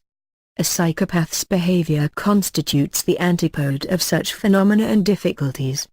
Our first contact with the psychopath is characterized by a talkative stream which flows with ease and avoids truly important matters with equal ease if they are uncomfortable for the speaker. His train of thought also avoids those abstract matters of human feelings and values whose representation is absent in the psychopathic worldview unless, of course, he is being deliberately deceptive, in which case he will use many feeling words which careful scrutiny will reveal that he does not understand those words the same way normal people do. We then also feel we are dealing with an imitation of the thought patterns of normal people, in which something else is, in fact, normal. From the logical point of view, the flow of thought is ostensibly correct, albeit perhaps removed from commonly accepted criteria. A more detailed formal analysis, however, evidences the use of many suggestive paralogisms. Individuals with the psychopathy referred to herein are virtually unfamiliar with the enduring emotions of love for another person, particularly the marriage partner. It constitutes a fairy tale from that other human world. Love, for the psychopath, is an ephemeral phenomenon aimed at sexual adventure. Many psychopathic Don Juans are able to play the lover's role well enough for their partners to accept it in good faith. After the wedding, feelings which really never existed are replaced by egoism, egotism, and hedonism. Religion, which teaches love for one's neighbor, also strikes them as a similar fairy tale good only for children and those different others. One would expect them to feel guilty as a consequence of their many antisocial acts. However, their lack of guilt is the result of all their deficits, which we have been discussing here. The world of normal people whom they hurt is incomprehensible and hostile to them, and life for the psychopath is the pursuit of its immediate attractions, moments of pleasure, and temporary feelings of power. They often meet with failure along this road, along with force and moral condemnation from the society of those other incomprehensible people. In their book Psychopathy and Delinquency, W. and J. McCord say the following about them: the psychopath feels little, if any, guilt. He can commit the most appalling acts, yet view them without remorse. The psychopath has a warped capacity for love. His emotional relationships, when they exist, are meager, fleeting, and assigned to satisfy his own desires. These last two traits, guiltlessness and lovelessness, conspicuously mark the psychopath as different from other men. 38 The problem of a psychopath's moral and legal responsibility thus remains open and subject to various solutions, frequently summary or emotional, in various countries and circumstances. It remains a subject of discussion whose solution does not appear possible within the framework of the presently accepted principles of legal thought. Other psychopathies, the cases of essential psychopathy, seem similar enough to each other to permit them to be classified as qualitatively homogeneous. However, we can also include within psychopathic categories a somewhat indeterminate number of anomalies with a hereditary substratum, whose symptoms are approximate to this most typical phenomenon. We also meet difficult individuals with a tendency to behave in a manner hurtful to other people, for whom tests do not indicate existing damage to brain tissue and anamnesis does not indicate abnormal childhood experiences which could explain their state. The fact that such cases are repeated within families would suggest a hereditary substratum. But we must also take into account the possibility that harmful factors participated in the fetal stage. This is an area of medicine and psychology warranting more study, as there is more to learn than we already know concretely. Such people also attempt to mask their different world of experience and to play a role of normal people to varying degrees, although this is no longer the characteristic Cleckley mask. Some are notable by demonstrations of their strangeness. These people participate in the genesis of evil in very different ways, whether taking part openly or, to a lesser extent, when they have managed to adapt to proper ways of living. These psychopathic and related phenomena may, quantitatively speaking, be summarily estimated at 2 or 3 times the number of cases of essential psychopathy, that is at less than 2% of the population. This type of person finds it easier to adjust to social life. The lesser cases in particular adapt to the demands of the society of normal people, taking advantage of its understanding for the arts and other areas with similar traditions. Their literary creativity is often disturbing if conceived in ideational categories alone. They insinuate to their readers that their world of concepts and experiences is self-evident, also it contains characteristic deformities. The most frequently indicated and long known of these is the asthenic psychopathy, which appears in every conceivable intensity, from barely perceptible to an obvious pathologic deficiency. These people, asthenic and hypersensitive, do not indicate the same glaring deficit in moral feeling and ability to sense a psychological situation as do essential psychopaths. They are somewhat idealistic and tend to have superficial pangs of conscience as a result of their faulty behavior. On the average, they are also less intelligent than normal people, and their mind avoids consistency and accuracy in reasoning. Their psychological worldview is clearly falsified, so their opinions about people can never be trusted. A kind of mask cloaks the world of their personal aspirations, which is at variance with what they are actually capable of doing. Their behavior towards people who do not notice their faults is urbane, even friendly. However, the same people manifest a preemptive hostility and aggression against persons who have a talent for psychology, or demonstrate knowledge in this field. The asthenic psychopath is relatively less vital sexually and is therefore amenable to accepting celibacy. That is why some Catholic monks and priests often represent lesser or minor cases of this anomaly.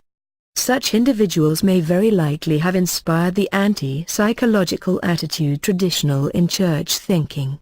The more severe cases are more brutally anti-psychological and contemptuous of normal people. They tend to be active in the processes of the genesis of evil on a larger scale. Their dreams are composed of a certain idealism similar to the ideas of normal people. They would like to reform the world to their liking but are unable to foresee more far-reaching implications and results. Spiced by deviance, Their visions may influence naive rebels or people who have suffered injustice. Existing social injustice may look like a justification for a radicalized worldview and the assimilation of such visions. The following is an example of the thought pattern of a person who displays a typical and severe case of asthenic psychopathy. If I had to start life all over again, I'd do exactly the same. It's organic necessity, nor the dictates of duty. I have one thing which keeps me going and bids me be serene even when things are so very sad. That is an unshakable faith in people. Conditions will change and evil will cease to reign, and man will be a brother to man, not a wolf as is the case today. My forbearance derives not from my fancy, but rather from my clear vision of the cause which give rise to evil. Symptoms: a feeling of being different. The shallow nostalgia characteristic of this psychopathy. Vision of a new world. Different psychological knowledge. Those words were written in prison on December 15, 1913 by Felix Dzerzhinsky, a descendant of Polish gentry who was soon to originate the Trzewiecka in the Soviet Union and to become the greatest idealist among these most famous murderers. Psychopathies surface in all nations. If the time ever comes, when conditions will change and evil will no longer rule, it could be because progress in the study of pathological phenomena and their ponerogenic role will make it possible for societies to calmly accept the existence of these phenomena and comprehend them as categories of nature. The vision of a new, just structure of society can then be realized within the framework and under the control of normal people. Having reconciled ourselves to the fact that such people are different and have a limited capacity for social adjustment, we should create a system of permanent protection for them within the framework of reason and proper knowledge, a system which will partially make their dreams come true. For our purposes, we should also draw attention to types with deviant features. These were isolated relatively long ago by Edward Brodsky and accepted by Ernst Kretschmer as characteristic of Eastern Europe in particular. Skurtoids are vital, egotistical, and thick-skinned individuals who make good soldiers because of their endurance and psychological resistance. In peacetime, however, they are incapable of understanding life's subtler matters or rearing children prudently. They are happy in primitive surroundings. A comfortable environment easily causes hysterization within them. They are rigidly conservative in all areas and supportive of governments that rule with a heavy hand. Kretschmer was of the opinion that this anomaly was a biodynamic phenomenon caused by the crossing of two widely separated ethnic groups, which is frequent in that area of Europe. If that were the case, North America should be full of skurtoids, a hypothesis that deserves observation. We may assume that skurtoidism is inherited normally, not sex-linked. This anomaly should be taken into consideration if we wish to understand the history of Russia, as well as the history of Poland, to a lesser extent. Another interesting question suggests itself: what kind of people are the so-called jackals, hired as professional and mercenary killers by various groups, and who so quickly and easily take up arms as a means of political struggle? They offer themselves as specialists who perform the duty as accepted. No human feelings interfere with their nefarious plans. They are most certainly not normal people, but none of the deviations described herein fits this picture.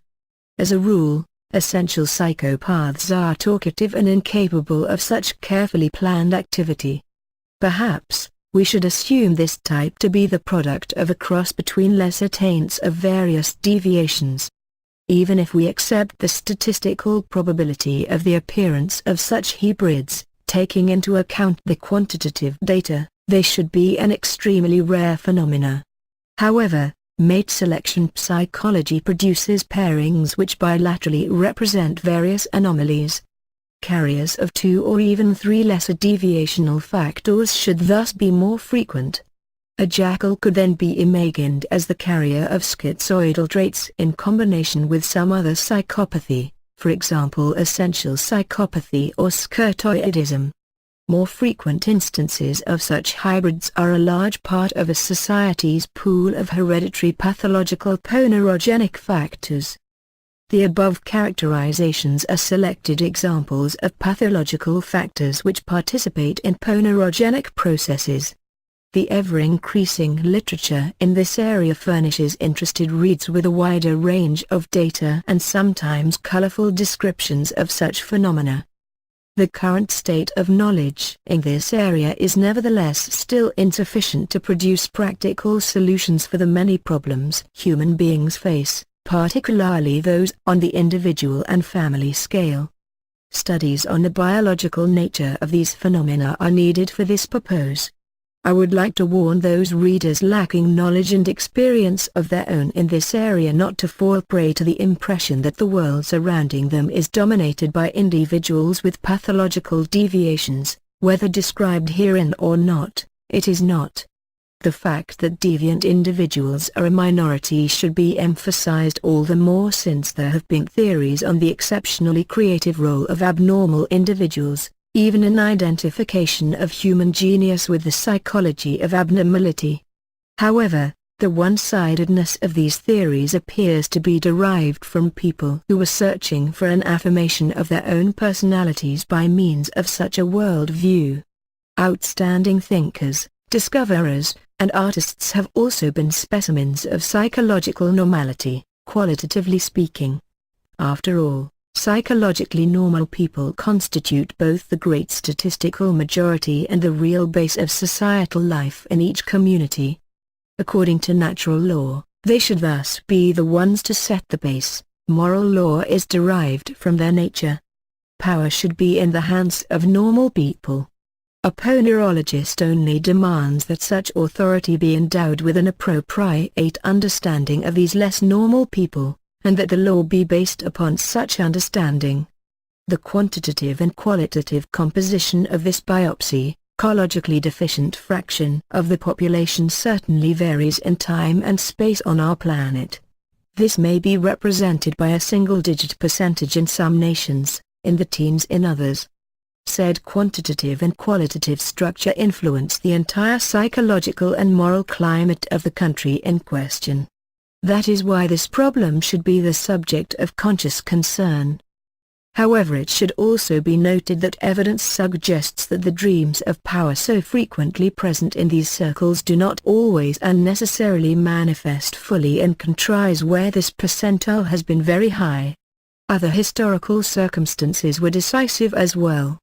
In any society in this world, psychopathic individuals and some of the other deviant types create a ponerogenically active network of common collusions, partially estranged from the community of normal people.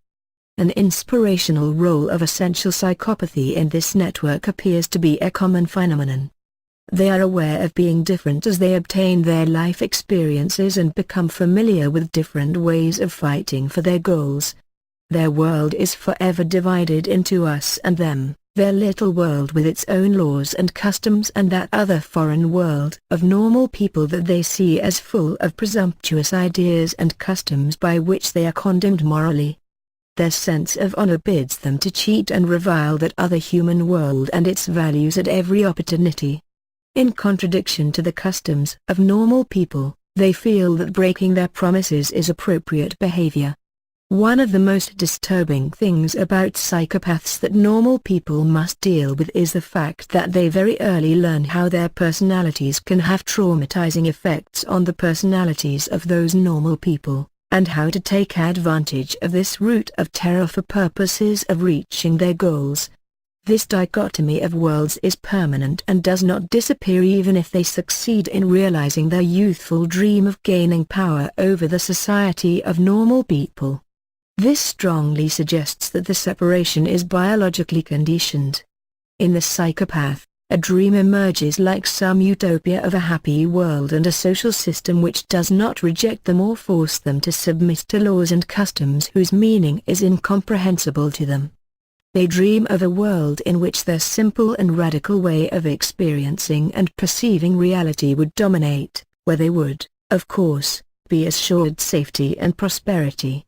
In this utopian dream, They may gain that those others, different, but also more technically skillful than they are, should be put to work to achieve this goal for the psychopaths and others of their kin.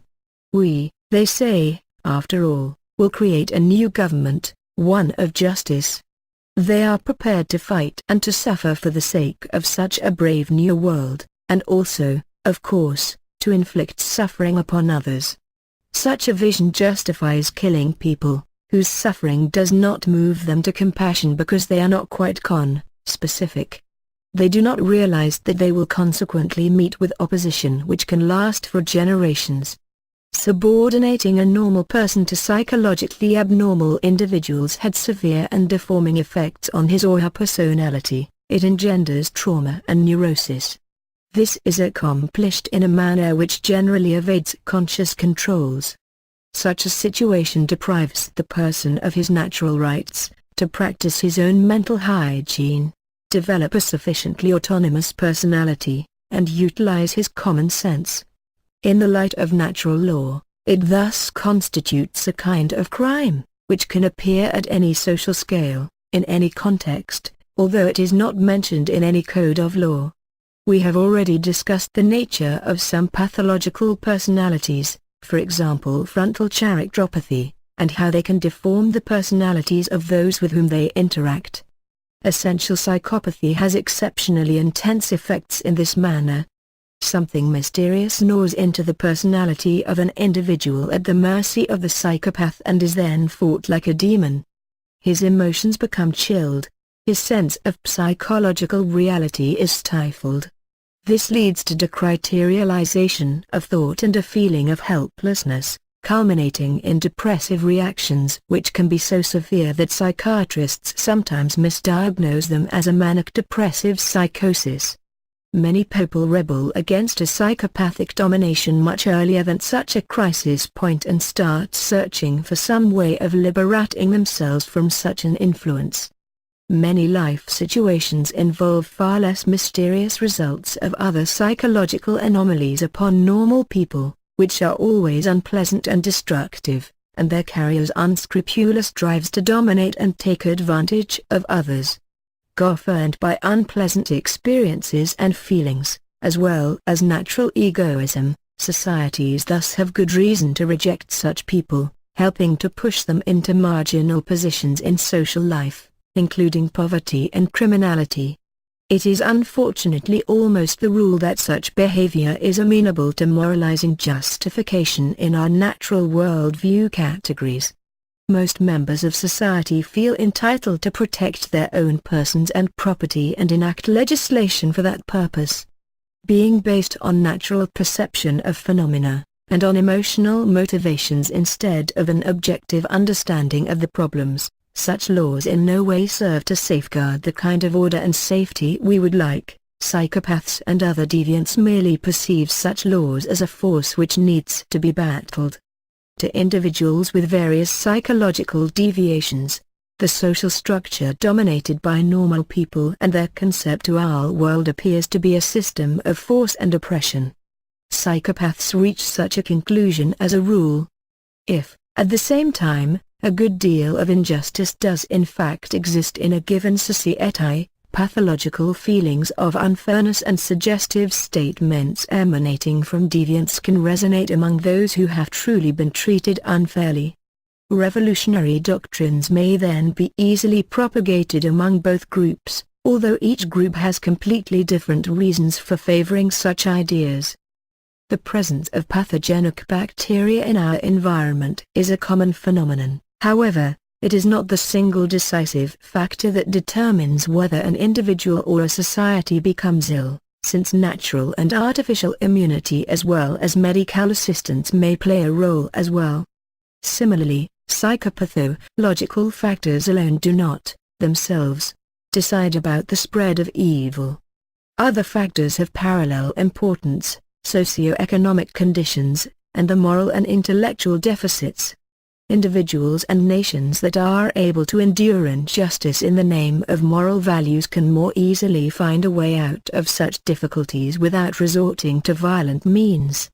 A rich moral tradition contains the experience and reflections of centuries in this regard. This book describes the role of these additional factors in the genesis of evil, which have been insufficiently understood for centuries. Such explication is essential for completing the overall picture and permitting more effective practical measures to be formulated. Thus, emphasizing the role of pathological factors in the genesis of evil does not minimize the responsibility of social moral failings and intellectual deficits in contributing to the situation. Real moral deficits and a grossly inadequate conception of human reality and psychological and moral situations are frequently caused by some earlier or contemporary activity on the part of pathological factors. However, we must also acknowledge the constant, biologically determined presence within every human society of this small minority of individuals who are carriers of qualitatively diverse, but ponerologically active, pathological factors. Any discussion on what came first in the process of the genesis of evil, moral failings or the activities of pathological factors, can thus be considered academic speculation. On the other hand, the Bible is worth rereading through the eyes of a ponerologist. Detailed analysis of the personality of the average normal person nearly always reveals conditions and difficulties caused by the effects upon him of some kind of pathological factor. If the activity was far removed in time or space, or the factor relatively obvious, healthy common sense is generally sufficient to correct such effects. If the pathological factor remains incomprehensible, the person has difficulty understanding the cause of his problems. He sometimes appears to remain a lifelong slave of imaginings and patterns of behavioral response which originated under the influence of pathological individuals. This is what occurred in the above-mentioned family, where the source of pathological induction was the eldest sister with perinatal damage of the prefrontal fields of her brain cortex. Even when she obviously abused her youngest child, her brothers attempted to interpret this in a paramoralistic manner, a sacrifice in the name of family honor. Such matters should be taught to everyone in order to facilitate autopedagogical self-monitoring. Certain outstanding psychopathologists became convinced that developing a healthy functional view of human reality is impossible without factoring in psychopathological findings, a conclusive and difficult to accept by people who believe they have attained a mature worldview without such burdensome studies. The older egotistical defenders of the natural worldview have tradition, belles lettres, even philosophy on their side. They do not realize that during the present time, their manner of comprehending life's questions renders the battle with evil more problematic. However, the younger generation is more familiar with biology and psychology, and is thus more amenable to an objective understanding of the role of pathological phenomena in the processes of the genesis of evil. Parallax, often even a wide gap, frequently occurs between human and social reality, which is biological by nature and frequently influenced by the above-mentioned refusal to factor in psychopathological elements, as well as the traditional perceptions of reality as taught by philosophy, ethics, and secular and canon law. This gap is easily discernible to those people whose psychological worldview was formed in a manner different from the natural way of a normal person. Many of them consciously and subconsciously take advantage of this weakness in order to force themselves into it, along with their myopically determined activities characterized by egoistical concepts of self-interest. Still, people, whether pathologically indifferent to other people's or nations' hurts, or lacking in knowledge as to what is human and decent, then find an open gate to bulldoze their different way of life through unobliging societies. Will we ever be able to overcome this age-old problem of humanity sometime in the yet undetermined future, with the assistance of the biological and psychological sciences making progress in the study of various pathological factors participating in ponerogenic processes? That will depend on the support of the societies in question. Scientific and societal awareness of the role played by the above-mentioned factors in the genesis of evil will help public opinion to elaborate an appropriate position against evil, which will then cease to be so fascinatingly mysterious. If properly modified based on an understanding of the nature of phenomena, the law will permit prophylactic countermeasures to the origin of evil. Over the centuries, every society has been subjected to natural eugenic processes which cause defective individuals, including those with above-mentioned features, to drop out of reproductive competition or reduce their birth rate. These processes are rarely seen as such, often being screened by the accompanying evil or some other conditions apparently relegating them to the background. Conscious comprehension of these matters based on proper knowledge and approximate moral criteria could render these processes less stormy in form, not so full of bitter experience. If human consciousness and conscience are properly formed and good advice in these matters is heeded, the balance of these processes could be tipped markedly in the positive direction. After a number of generations, society's burden of inherited pathological factors would be reduced below a certain critical level, and their participation in ponerogenic processes would begin to fade away. Ponerogenic phenomena and processes. Following the real space-time network of qualitatively complex causative links as occur in ponerogenic processes requires the proper approach and experience. The fact that psychologists daily face multiple cases of dealing with such deviants or their victims means that they are becoming progressively more skilled in understanding and describing the many components of psychological causation. They are observing feedback on closed causative structures. However, this skill sometimes proves insufficient in overcoming our human tendency to concentrate upon some facts while ignoring others, provoking an unpleasant sensation that our mind's capacity of understanding the reality surrounding us is inefficient. This explains the temptation to use the natural worldview in order to simplify complexity and its implications, a phenomenon as common as the old sage known to India's philosophical psychology. Such oversimplification of the causative picture as regards the genesis of evil, often to a single easily understood cause or one perpetrator, itself becomes, a cause in this genesis. With great respect for the shortcomings of our human reason, let us consciously take the middle road and use the abstraction process, first describing selected phenomena, then the causative chains characteristic for ponerogenic processes. Such chains can then be linked into more complex structures ever more sufficient for grasping the full picture of the real causative network. At first the holes in the net will be so large that a school of sprats can swim through undetected, although large fish will be caught. However, this world's evil represents a kind of continuum, where minor species of human evil effectively add up to the genesis of large evil. Making this net denser and filling in the details of the picture appear to be easier, since ponerogenic laws are analogous regardless of the scale of occurrences. Our common sense thus commits minor errors at the level of minor matters. In attempting closer observation of these psychological processes and phenomena which lead one man or one nation to hurt another, let us select phenomena as characteristic as possible. We shall see that the participation of various pathological factors in these processes is the rule. The situation where such participation is not noticeable tends to be the exception.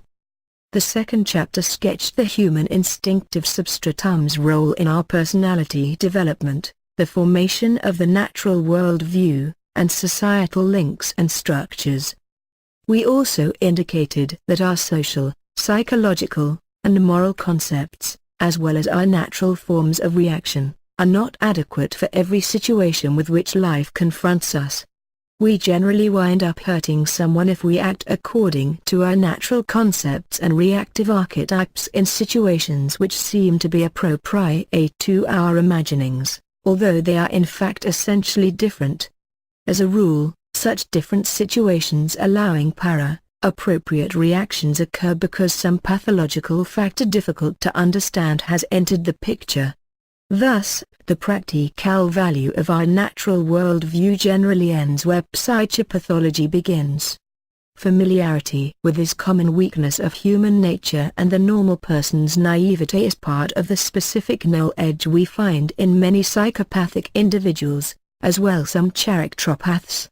Spellbinders of various schools attempt to provoke such power-appropriate reactions from other people in the name of their specific goals, or in the service of their reigning ideologies. That hard-to-understand pathological factor is located within the spellbinder himself. Egotism. We call egotism the attitude, subconsciously conditioned as a rule, to which we attribute excessive value to our instinctive reflexes, early acquired imaginings and habits, and individual worldview. Egotism hampers a personality's normal evolution because it fosters the domination of subconscious life and makes it difficult to accept disintegrative states which can be very helpful for growth and development. This egotism and rejection of disintegration in turn favors the appearance of appropriate reactions as described above. An egotist measures other people by his own yardstick, treating his concepts and experiential manner as objective criteria. He would like to force other people to feel and think very much the same way he does. Egotist nations have the subconscious goal of teaching or forcing other nations to think in their own categories, which makes them incapable of understanding other people and nations or becoming familiar with the values of their cultures. Proper rearing and self-rearing thus always aims at egotizing a young person or adult, thereby opening the door for his mind and character to develop. Practicing psychologists nevertheless commonly believe that a certain measure of egotism is useful as a factor stabilizing the personality, protecting it from overly facile neurotic disintegration, and thereby making it possible to overcome life's difficulties. However, rather exceptional people exist whose personality is very well integrated even though they are almost totally devoid of egotism. This allows them to understand others very easily. The kind of excessive egotism which hampers the development of human values and leads to misjudgment and terrorizing of others well deserves the title King of Human Faults.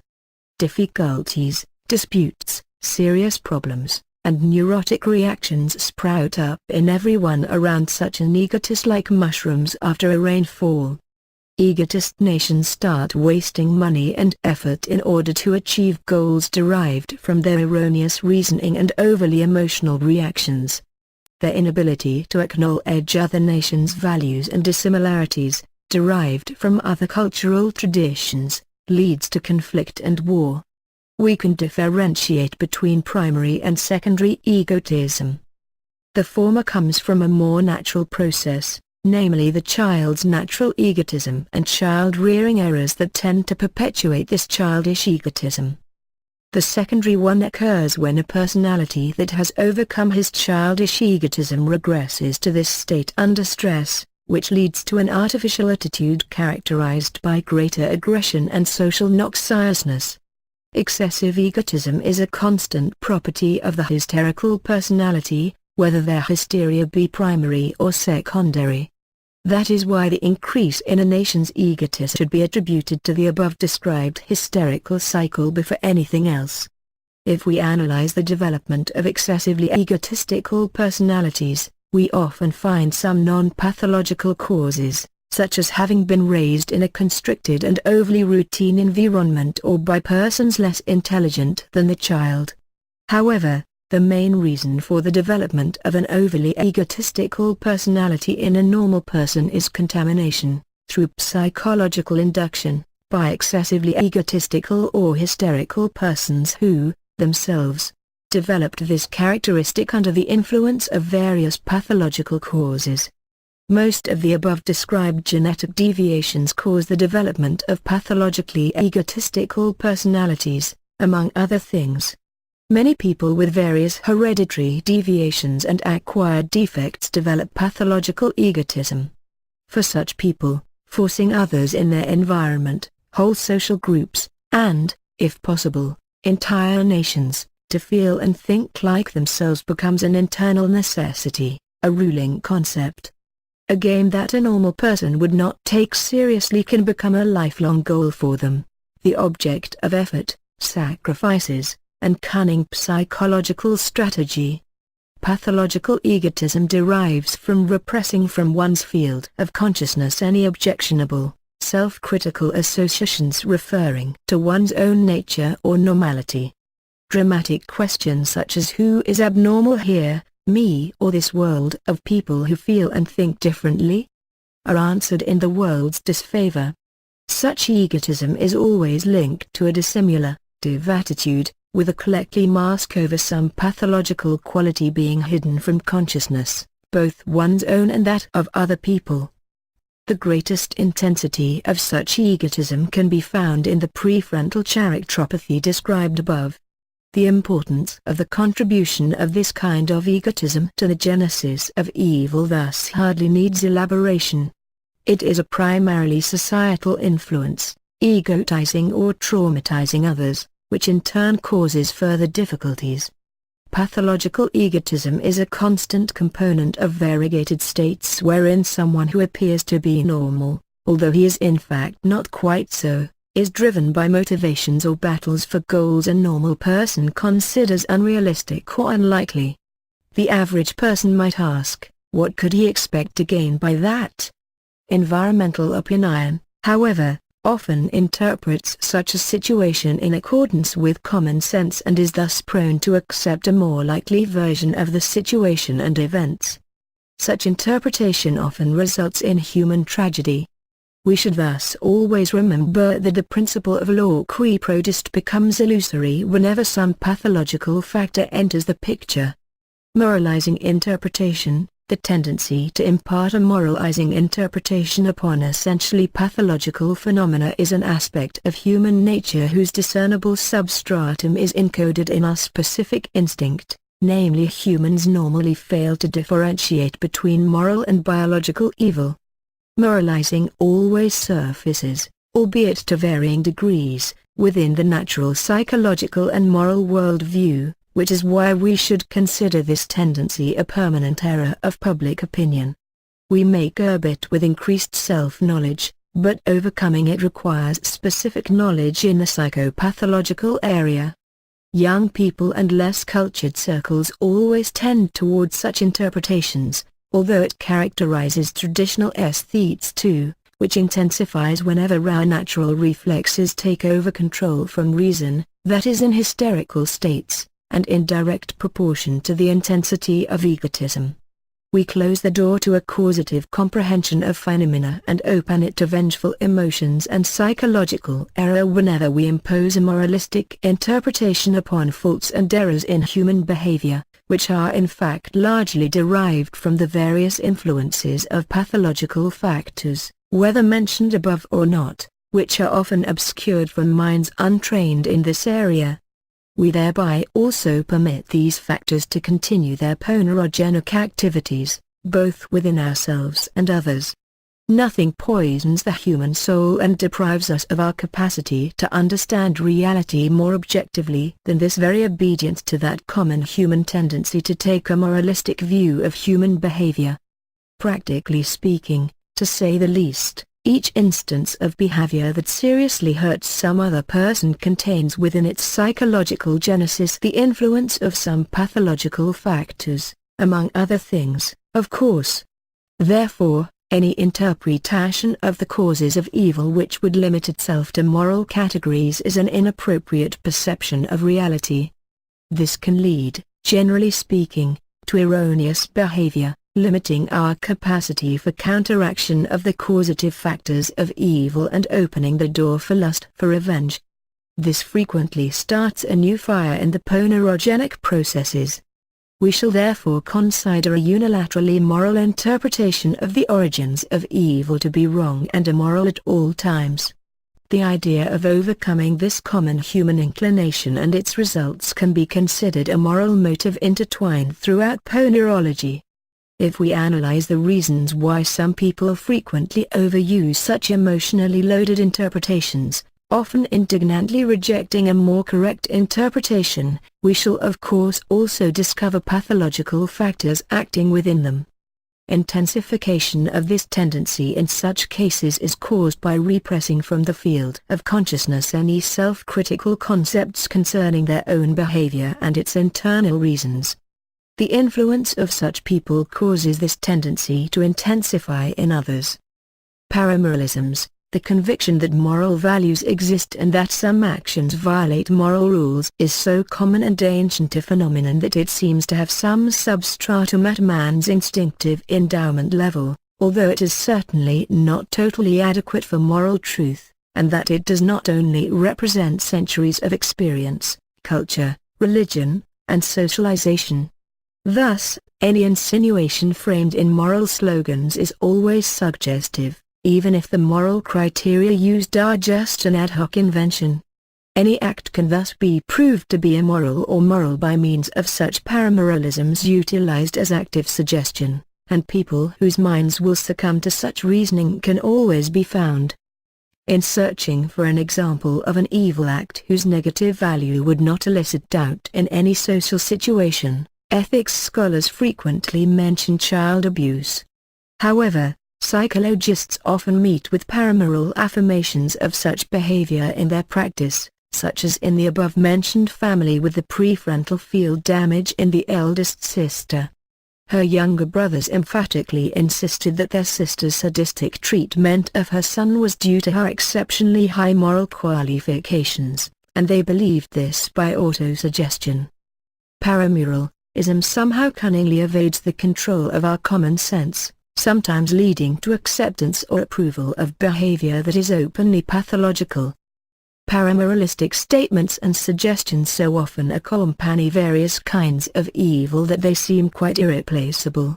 Unfortunately, it has become a frequent phenomenon for individuals, oppressive groups, or patho-political systems to invent ever new moral criteria for someone's convenience. Such suggestions often partially deprive people of their moral reasoning and deform its development in youngsters. Paramoralism factories have been founded worldwide, and a ponerologist finds it hard to believe that they are managed by psychologically normal people. The conversive features in the genesis of paramoralisms seem to prove they are derived from mostly subconscious rejection and repression from the field of consciousness of something completely different, which we call the voice of conscience. A ponerologist can nevertheless indicate many observations supporting the opinion that various pathological factors participate in the tendency to use paramoralisms. This was the case in the above-mentioned family. When it occurs with a moralizing interpretation, this tendency intensifies in egotists and hysterics, and its causes are similar. Like all conversive phenomena, the tendency to use paramoralisms is psychologically contagious. That explains why we observe it among people raised by individuals in whom it was developed alongside pathological factors. This may be a good place to reflect that true moral law is born and exists independently of our judgments in this regard, and even of our ability to recognize it. Thus, the attitude required for such understanding is scientific, not creative. We must humbly subordinate our mind to the apprehended reality. That is when we discover the truth about man, both his weaknesses and values, which shows us what is decent and proper with respect to other people and other societies. Reversive blockade, emphatically insisting upon something which is the opposite of the truth, blocks the average person's mind from perceiving the truth. In accordance with the dictates of healthy common sense, he starts searching for meaning in the golden mean between the truth and its opposite, winding up with some satisfactory counterfeit. People who think like this do not realize that this effect is precisely the intent of the person who subjects them to this method. If the counterfeit of the truth is the opposite of a moral truth, at the same time, it simultaneously represents an extreme paramoralism, and bears its peculiar suggestiveness. We rarely see this method being used by normal people, even if raised by the people who abused it. They usually only indicate its results in their characteristic difficulties in apprehending reality properly. Use of this method can be included within the above-mentioned special psychological knowledge developed by psychopaths concerning the weaknesses of human nature and the art of leading others into error. Where they are in rule, this method is used with virtuosity, and to an extent conterminous with their power. Information selection and substitution. The existence of psychological phenomena known to pre-Freudian philosophical students of the subconscious bears repeating. Unconscious psychological processes outstrip conscious reasoning, both in time and in scope, which makes many psychological phenomena possible, including those generally described as conversive, such as subconscious blocking out of conclusions, the selection, and, also, substitution of seemingly uncomfortable premises. We speak of blocking out conclusions if the inferential process was proper in principle and has almost arrived at a conclusion and final comprehension within the act of internal projection, but becomes stymied by a preceding directive from the subconscious, which considers it inexpedient or disturbing. This is primitive prevention of personality disintegration, which may seem advantageous. However, it also prevents all the advantages which could be derived from consciously elaborated conclusion and reintegration. A conclusion thus rejected remains in our subconscious and in a more unconscious way causes the next blocking and selection of this kind. This can be extremely harmful, progressively enslaving a person to his own subconscious, and is often accompanied by a feeling of tension and bitterness. We speak of selection of premises whenever the feedback goes deeper into the resulting reasoning and from its database thus deletes and represses into the subconscious just that piece of information which was responsible for arriving at the uncomfortable conclusion. Our subconscious then permits further logical reasoning, except that the outcome will be erroneous in direct proportion to the actual significance of the repressed data. An ever greater number of such repressed information is collected in our subconscious memory. Finally, a kind of habit seems to take over. Similar material is treated the same way even if reasoning would have reached an outcome quite advantageous to the person. The most complex process of this type is substitution of premises thus eliminated by other data, ensuring an ostensibly more comfortable conclusion. Our associative ability rapidly elaborates a new item to replace the removed one, but it is one leading to a comfortable conclusion. This operation takes the most time, and it is unlikely to be exclusively subconscious. Such substitutions are often effected collectively, in certain groups of people, through the use of verbal communication. That is why they best qualify for the moralizing epithet hypocrisy than either of the above-mentioned processes. The above examples of conversive phenomena do not exhaust a problem richly illustrated in psychoanalytical works. Our subconscious may carry the roots of human genius within, but its operation is not perfect. Sometimes it is reminiscent of a blind computer, especially whenever we allow it to be cluttered with anxiously rejected material.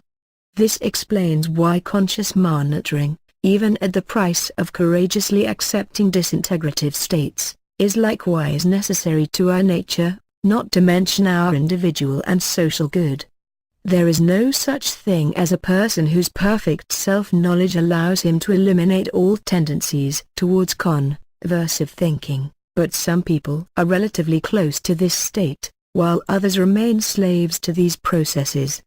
Those people who use conversive operations too often for the purpose of finding convenient conclusions, or constructing some cunning paralogistic or paramoralistic statements, eventually begin to undertake such behavior for ever more trivial reasons, losing the capacity for conscious control over their thought process altogether.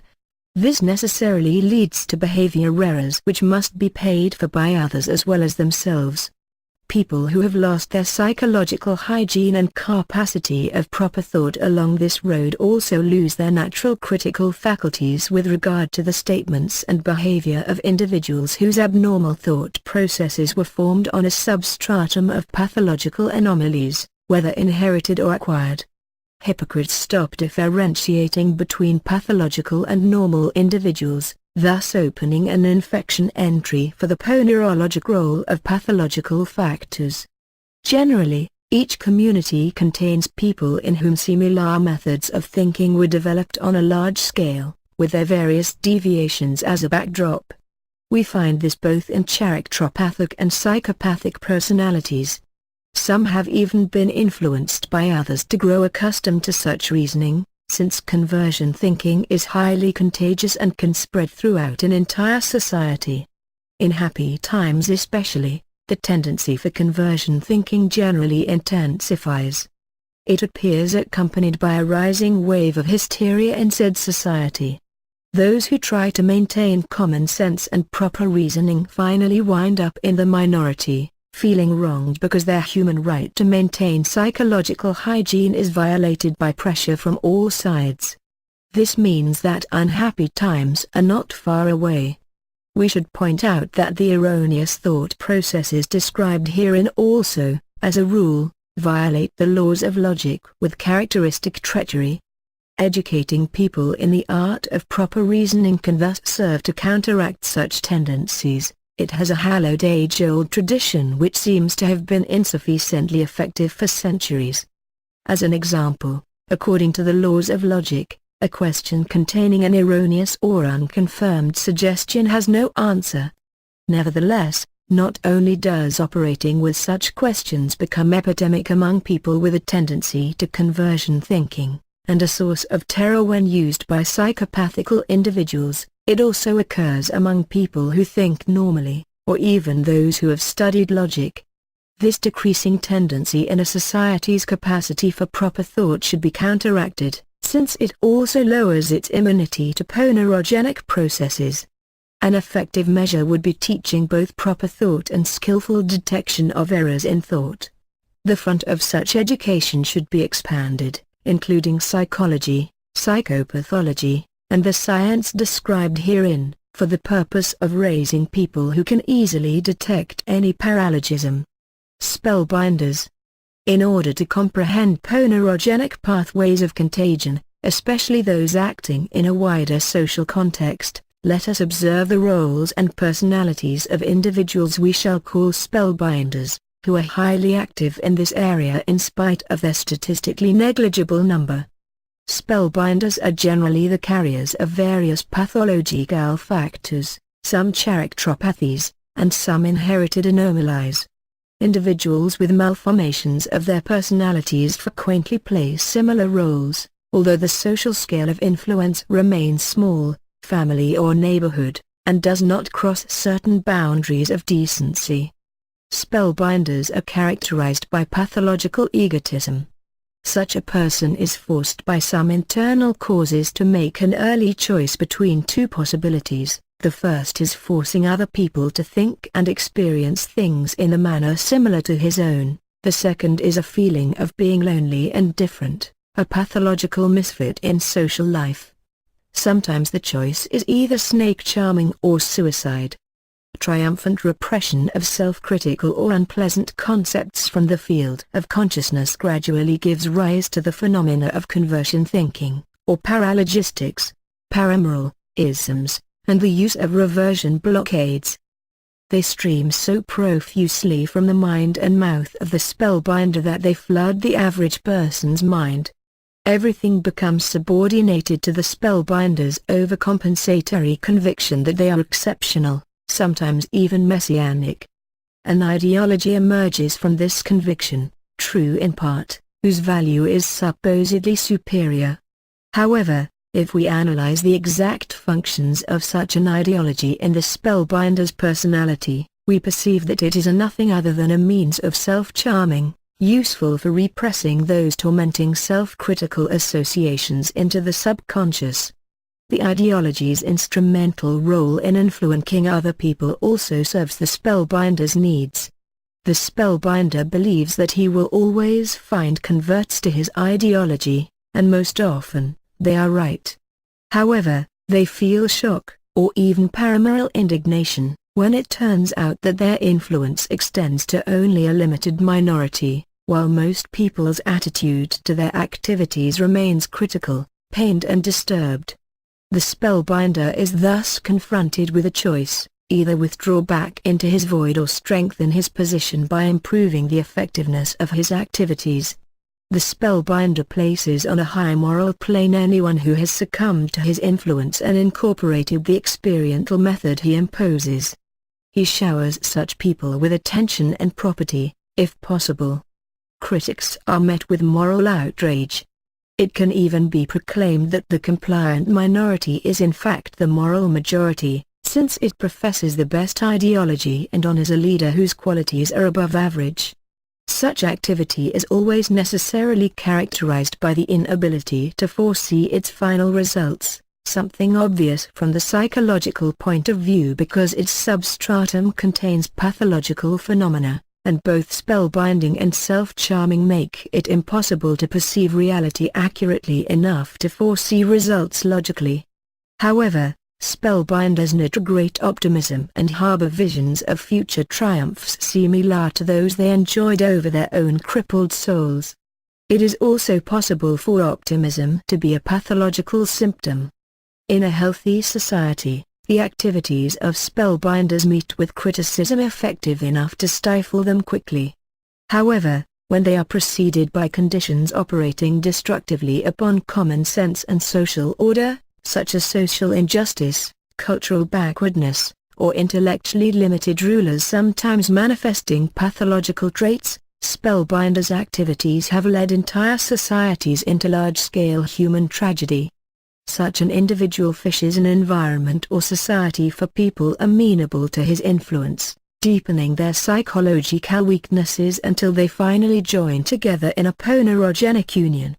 On the other hand, people who have maintained their healthy critical faculties intact, based upon their own common sense and moral criteria, attempt to counteract the spellbinders' activities and their results. In the resulting polarization of social attitudes, each side justifies itself by means of moral categories. That is why such common sense resistance is always accompanied by some feeling of helplessness and deficiency of criteria. The awareness that a spellbinder is always a pathological individual should protect us from the known results of a moralizing interpretation of pathological phenomena, ensuring us an objective criteria for more effective action. Explaining what kind of pathological substratum is hidden behind a given instance of spellbinding activities should enable a modern solution to such situations. It is a characteristic phenomenon that a Hayek generally helps a person to be more immune to spellbinding activities only to a moderate degree.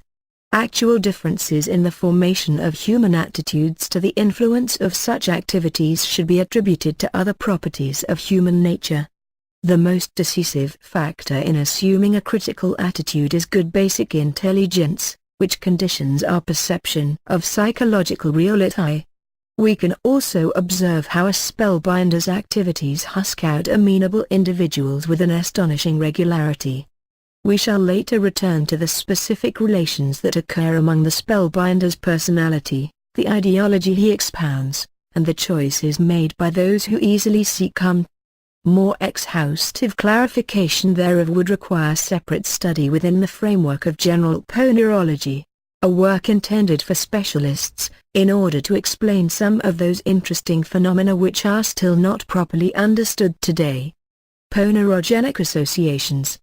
We shall give the name ponerogenic association to any group of people characterized by ponerogenic processes of above-average social intensity, wherein the carriers of various pathological factors function as inspirers, spellbinders, and leaders, and where a proper pathological social structure generates. Smaller, less permanent associations may be called groups or unions. Such an association gives birth to evil which hurts other people as well as its own members. We could list various names ascribed to such organizations by linguistic tradition: gangs, criminal mobs, mafias, cliques, and coteries, which cunningly avoid collision with the law while seeking to gain their own advantage. Such unions frequently aspire to political power in order to impose their expedient legislation upon societies in the name of a suitably prepared ideology, deriving advantages in the form of disproportionate prosperity and the satisfaction of their craving for power. A description and classification of such associations with a view of their numbers, goals, officially promulgated ideologies, and internal organizations would of course be scientifically valuable. Such a description, effected by a perceptive observer, could help a ponerologist determine some of the properties of such unions, which cannot be determined by means of natural conceptual language. A description of this kind, however, ought not to cloak the more factual phenomena and psychological dependencies operating within these unions. Failure to heed this warning can easily cause such a sociological description to indicate properties which are of secondary importance, or even made for show to impress the uninitiated, thereby overshadowing the actual phenomena which decide the quality, role, and fate of the union. Particularly if such a description is colorful literature, it can furnish merely illusory or ersatz knowledge, thus rendering a naturalistic perception and causative comprehension of phenomena more difficult.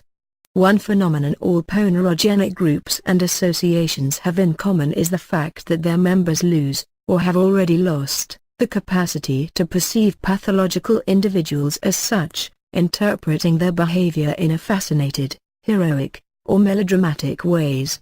The opinions, ideas, and judgments of people carrying various psychological deficits are endowed with an importance at least equal to that of outstanding individuals among normal people.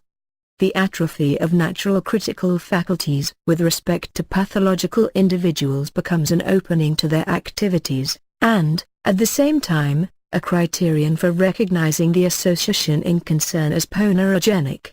Let us call this the first criterion of ponerogenesis. Another phenomenon all ponerogenic associations have in common is their statistically high concentration of individuals with various psychological anomalies. Their qualitative composition is crucially important in the formation of the entire union's character, activities, development, or extinction. Groups dominated by various kinds of characteropathic individuals will develop relatively primitive activities, proving rather easy for a society of normal people to break. However, things are quite different when such unions are inspired by psychopathic individuals. Let us adduce the following example illustrating the roles of two different anomalies, selected from among actual events studied by the author. In felonious youth gangs, a specific role is played by boys, and occasionally girls, that carry a characteristic deficit that is sometimes left behind by an inflammation of the parotid glands, the mumps. This disease entails brain reactions in some cases, leaving behind a discrete but permanent bleaching of feelings and a slight decrease in general mental skills. Similar results are sometimes left behind after diphtheria. As a result, such people easily succumb to the suggestions and manipulations of the more clever individuals. When drawn into a felonious group, these constitutionally weakened individuals become faint critical helpers and executors of the leader's intentions, tools in the hands of more treacherous, usually psychopathic, leaders. Once arrested, they submit to their leader's insinuated explanations that the higher, paramoral, group ideal demands that they become scapegoats, taking the majority of blame upon themselves. In court, the same leaders who initiated the delinquencies mercilessly dump all the blame onto their less crafty colleagues. Sometimes a judge actually accepts the insinuations. Individuals with the above-mentioned post-mumps and post-diphtheria traits constitute less than 1.0% of the population as a whole, but their share reaches 1/4 of juvenile delinquent groups. This represents an inspissation of the order of 30-fold, requiring no further methods of statistical analysis. When studying the contents of ponerogenic unions skillfully enough, we often meet with an inspissation of other psychological anomalies which also speak for themselves. Two basic types of the above-mentioned unions should be differentiated: primary ponerogenic and secondary ponerogenic. Let us describe as primarily ponerogenic a union whose abnormal members were active from the very beginning, playing the role of crystallizing catalysts as early as the process of creation of the group occurred. We shall call secondarily ponerogenic a union which was founded in the name of some idea with an independent social meaning, generally comprehensible within the categories of the natural world view, but which later succumbed to a certain moral degeneration. This in turn opened the door to infection and activation of the pathological factors within, and later to a ponerization of the group as a whole, or often of its fraction. From the very outset, a primarily ponerogenic union is a foreign body within the organism of society, its character colliding with the moral values held or respected by the majority. The activities of such groups provoke opposition and disgust and are considered immoral. As a rule, therefore, such groups do not spread large, nor do they metastasize into numerous unions. They finally lose their battle with society. In order to have a chance to develop into a large ponerogenic association, however, it suffices that some human organization, characterized by social or political goals and an ideology with some creative value, be accepted by a larger number of normal people before it succumbs to a process of ponerogenic malignancy. The primary tradition and ideological values of such a society may then, for a long time, protect a union which has succumbed to the ponerization process from the awareness of society, especially its less critical components. When the ponerogenic process touches such a human organization, which originally emerged and acted in the name of political or social goals, and whose causes were conditioned in history and the social situation, the original group's primary value will nourish and protect such a union, in spite of the fact that those primary values succumb to characteristic degeneration, the practical function becoming completely different from the primary one, because the names and symbols are retained. This is where the weaknesses of individual and social common sense are revealed. This is reminiscent of a situation psychopathologists know well. A person who enjoyed trust and respect in their circles starts behaving with preposterous arrogance and hurting others, allegedly in the name of his already known, decent and accepted convictions, which have, in the meantime, deteriorated due to some psychological process rendering them primitive but emotionally dynamic. However, his old acquaintances, having known him for long as the person he was, do not believe the injured parties who complain about his new, or even hidden, behavior, and are prepared to denigrate them and consider them liars. This adds insult to their injury and gives encouragement and license to the individual whose personality is undergoing deterioration, to commit further hurtful acts. As a rule, such a situation lasts until the person's madness becomes obvious. Ponerogenic unions of the primary variety are mainly of interest to criminology. Our main concern will be associations that succumb to a secondary process of poneric malignancy. First, however, let us sketch a few properties of such associations which have already surrendered to this process. Within each ponerogenic union, a psychological structure is created which can be considered a counterpart or caricature of the normal structure of society or a normal societal organization.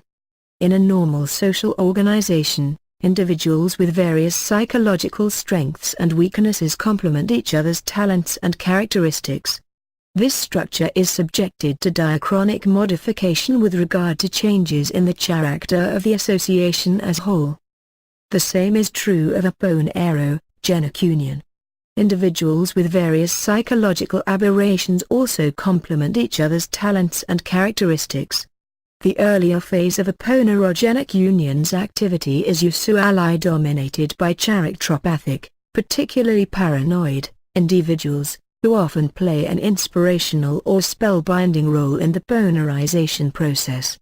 Recall here the power of the paranoid characteropath lies in the fact that they easily enslave less critical minds, for example people with other kinds of psychological deficiencies, or who have been victims of individuals with character disorders, and, in particular, a large segment of young people. At this point in time, the Union still exhibits certain romantic features and is not yet characterized by excessively brutal behavior. Soon, however, the more normal members are pushed into fringe functions and are excluded from organizational secrets. Some of them thereupon leave such a union. Individuals with inherited deviations then progressively take over the inspirational and leadership positions. The role of essential psychopaths gradually grows, although they like to remain ostensibly in the shadows, for example directing small groups, setting the pace as an eminence rise. In ponerogenic unions on the largest social scales, the leadership role is generally played by a different kind of individual, one more easily digestible and representative. Examples include frontal characteropathy, or some more discrete complex of lesser taints. A spellbinder at first simultaneously plays the role of leader in a ponerogenic group. Later there appears another kind of leadership talent, a more vital individual who often joined the organization later, once it has already succumbed to ponerization.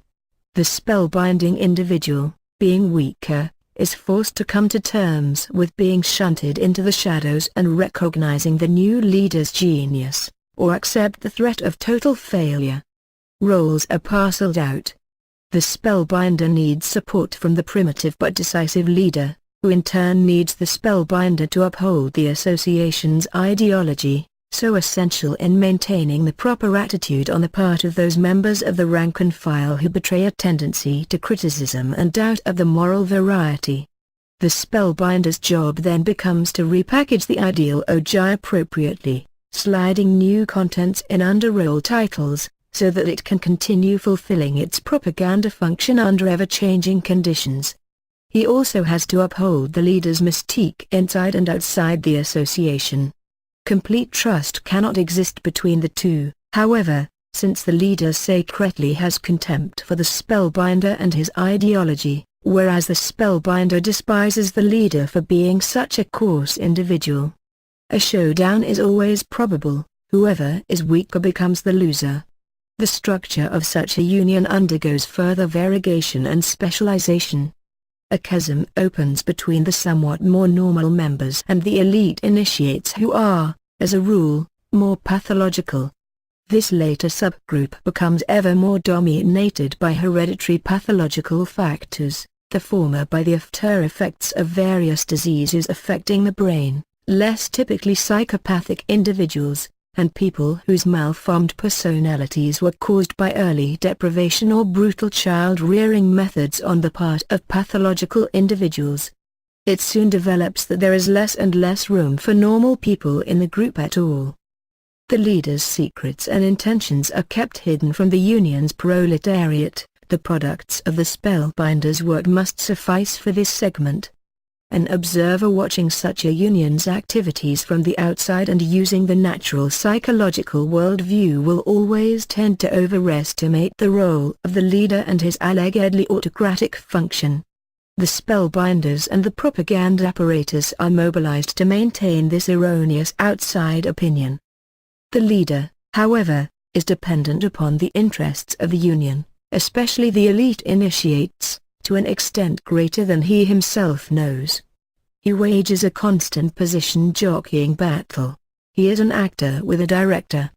In macrosocial unions, this position is generally occupied by a more representative individual not deprived of certain critical faculties. Initiating him into all those plans and criminal calculations would be counterproductive. In conjunction with part of the elite, a group of psychopathic individuals hiding behind the scenes steers the leader, the way Bormann and his clique steered Hitler. If the leader does not fulfill his assigned role, he generally knows that the clique representing the elite of the union is in a position to kill or otherwise remove him. We have sketched the properties of unions in which the ponerogenic process has transformed their original generally benevolent content into a pathological counterpart thereof and modified its structure and its later changes, in a manner sufficiently wide-scale to encompass the greatest possible scope of this kind of phenomena, from the smallest to the largest social scale. The general rules governing those phenomena appear to be at least analogous, independent of the quantitative, social, and historical scale of such a phenomenon. Ideologies. It is a common phenomenon for a ponerogenic association or group to contain a particular ideology which always justifies its activities and furnishes motivational propaganda. Even a small-time gang of hoodlums has its own melodramatic ideology and pathological romanticism. Human nature demands that vile matters be hallowed by an overcompensatory mystique in order to silence one's conscience and to deceive consciousness and critical faculties, whether one's own or those of others. If such a ponerogenic union could be stripped of its ideology, nothing would remain except psychological and moral pathology, naked and unattractive. Such stripping would of course provoke moral outrage, and not only among the members of the union. The fact is, even normal people, who condemn this kind of union along with its ideologies, feel hurt and deprived of something constituting part of their own romanticism, their way of perceiving reality when a widely idealized group is exposed as little more than a gang of criminals. Perhaps even some of the readers of this book will resent the author's stripping evil so unceremoniously of all its literary motifs. The job of effecting such a striptease may thus turn out to be much more difficult and dangerous than expected. A primary ponerogenic union is formed at the same time as its ideology, perhaps even somewhat earlier. A normal person perceives such ideology to be different from the world of human concepts, obviously suggestive, and even primitively comical to a degree. An ideology of a secondarily ponerogenic association is formed by gradual adaptation of the primary ideology to functions and goals other than the original formative ones. A certain kind of layering or schizophrenia of ideology takes place during the ponerization process. The outer layer closest to the original content is used from the group's propaganda purposes, especially regarding the outside world, although it can in part also be used inside with regard to disbelieving lower echelon members. The second layer presents the elite with no problems of comprehension. It is more hermetic, generally composed by slipping a different meaning into the same names. Since identical names signify different contents depending on the layer in question, understanding this double talk requires simultaneous fluency in both languages. Average people succumb to the first layer's suggestive insinuations for a long time before they learn to understand the second one as well. Anyone with certain psychological deviations, especially if he is wearing the mask of normality with which we are already familiar, immediately perceives the second layer to be attractive and significant. After all, it was built by people like him. Comprehending this double talk is therefore a vexatious task, provoking quite understandable psychological resistance. This very duality of language, however, is a pathognomonic symptom indicating that the human union in question is touched by the ponerogenic process to an advanced degree. The ideology of unions affected by such degeneration has certain constant factors regardless of their quality, quantity, or scope of action, namely, the motivations of a wronged group, radical righting of the wrong, and the high values of the individuals who have joined the organization. These motivations facilitate sublimation of the feeling of being wronged and deferent, caused by one's own psychological failings, and appear to liberate the individual from the need to abide by uncomfortable moral principles. In the world full of real injustice and human humiliation, making it conducive to the formation of an ideology containing the above elements, a union of its converts may easily succumb to degradation. When this happens, those people with a tendency to accept the better version of the ideology will tend to justify such ideological duality. The ideology of the proletariat, which aimed at revolutionary restructuring of the world, was already contaminated by a schizoid deficit in the understanding of, and trust for, human nature. Small wonder, then, that it easily succumbed to a process of typical degeneration in order to nourish and disguise a macrosocial phenomenon whose basic essence is completely different. For future reference, let us remember, ideologies do not need spellbinders. Spellbinders need ideologies in order to subject them to their own deviant goals. On the other hand, the fact that some ideology degenerated along with its corollary social movement, later succumbing to this schizophrenia and serving goals which the originators of the ideology would have abhorred, does not prove that it was worthless, false, and fallacious from the start. Quite the contrary, it rather appears that under certain historical conditions, the ideology of any social movement, even if it is sacred truth, can yield to the ponerization process. A given ideology may have contained weak spots, created by the errors of human thought and emotion within, or it may, during the course of its history, become infiltrated by more primitive foreign material which can contain ponerogenic factors. Such material destroys an ideology's internal homogeny. The source of such infection by foreign ideological material may be the ruling social system with its laws and customs based on a more primitive tradition, or an imperialistic system of rule. It may be, of course, simply another philosophical movement often contaminated by the eccentricities of its founder, who considers the facts to blame for not conforming to his dialectical construct. The Roman Empire, including its legal system and paucity of psychological concepts, similarly contaminated the primary homogeneous idea of Christianity. Christianity had to adapt to coexistence with a social system wherein lex set lex, rather than an understanding of human beings, decided a person's fate. This then led to the corruption of attempting to reach the goals of the kingdom of God by means of Roman imperialistic methods. The greater and truer the original ideology, the longer it may be capable of nourishing and disguising from human criticism that phenomenon which is the product of the specific degenerative process. In a great and valuable ideology, the danger for small minds is hidden. They can become the factors of such preliminary degeneration, which opens the door to invasion by pathological factors. Thus, if we intend to understand the secondary ponerization process and the kinds of human associations which succumb to it, we must take great care to separate the original ideology from its counterpart, or even caricature, created by the ponerogenic process. Abstracting from any ideology, we must, by analogy, understand the essence of the process itself, which has its own etiological causes which are potentially present in every society, as well as characteristic developmental dynamics. The ponerization process. Observation of the ponerization processes of various human unions throughout history easily leads to the conclusion that the initial step is a moral warping of the group's ideational contents. In analyzing the contamination of a group's ideology, we note first of all an infiltration of foreign, simplistic, and doctrinal contents, thereby depriving it of any healthy support for, and trust in, the necessity of understanding of human nature. This opens the way for invasion by pathological factors and the ponerogenic role of their carriers.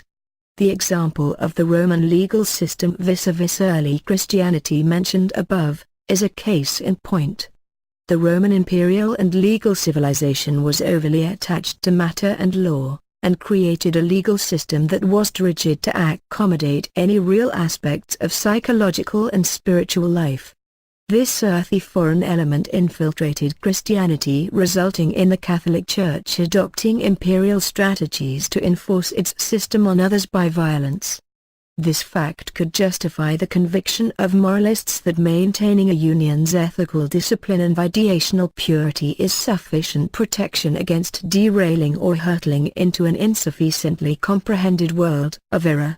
Such a conviction strikes a ponerologist as a unilateral oversimplification of an eternal reality which is more complex.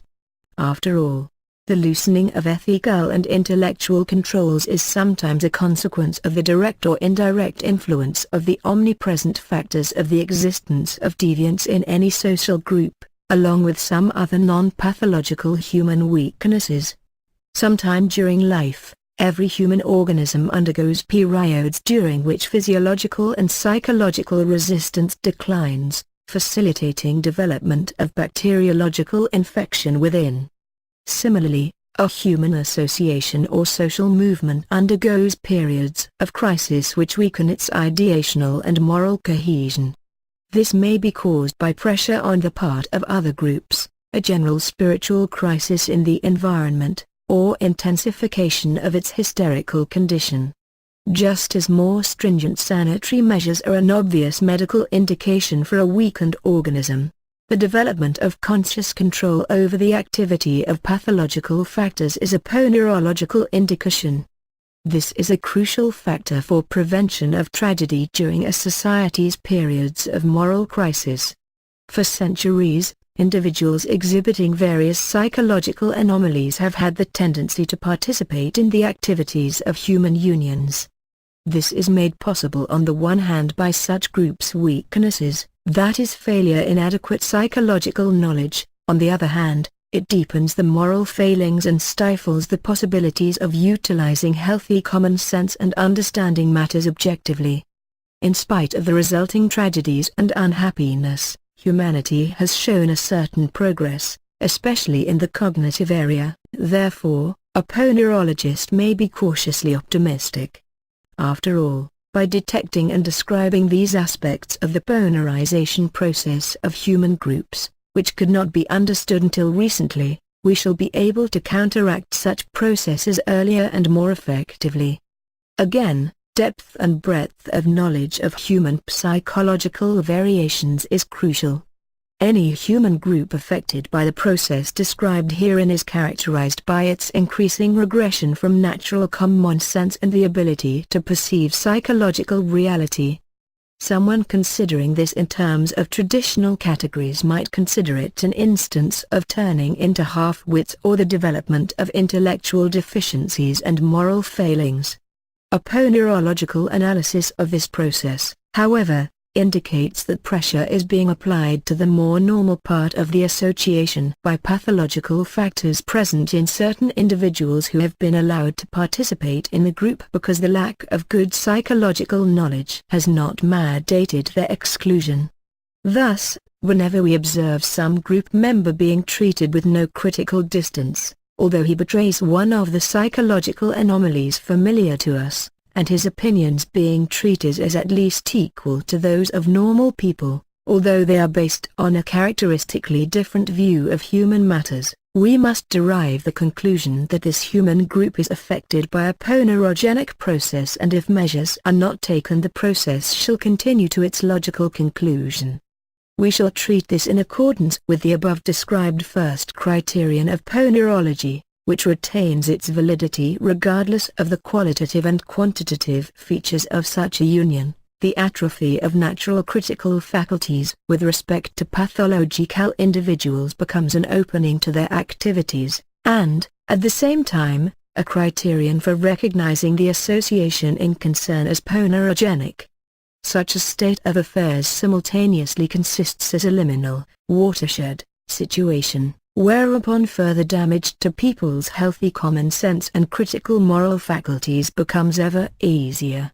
Once a group has inhaled a sufficient dose of pathological material to give birth to the conviction that these not quite normal people are unique geniuses, it starts subjecting its more normal members to pressure characterized by corresponding paralogical and paramoral elements.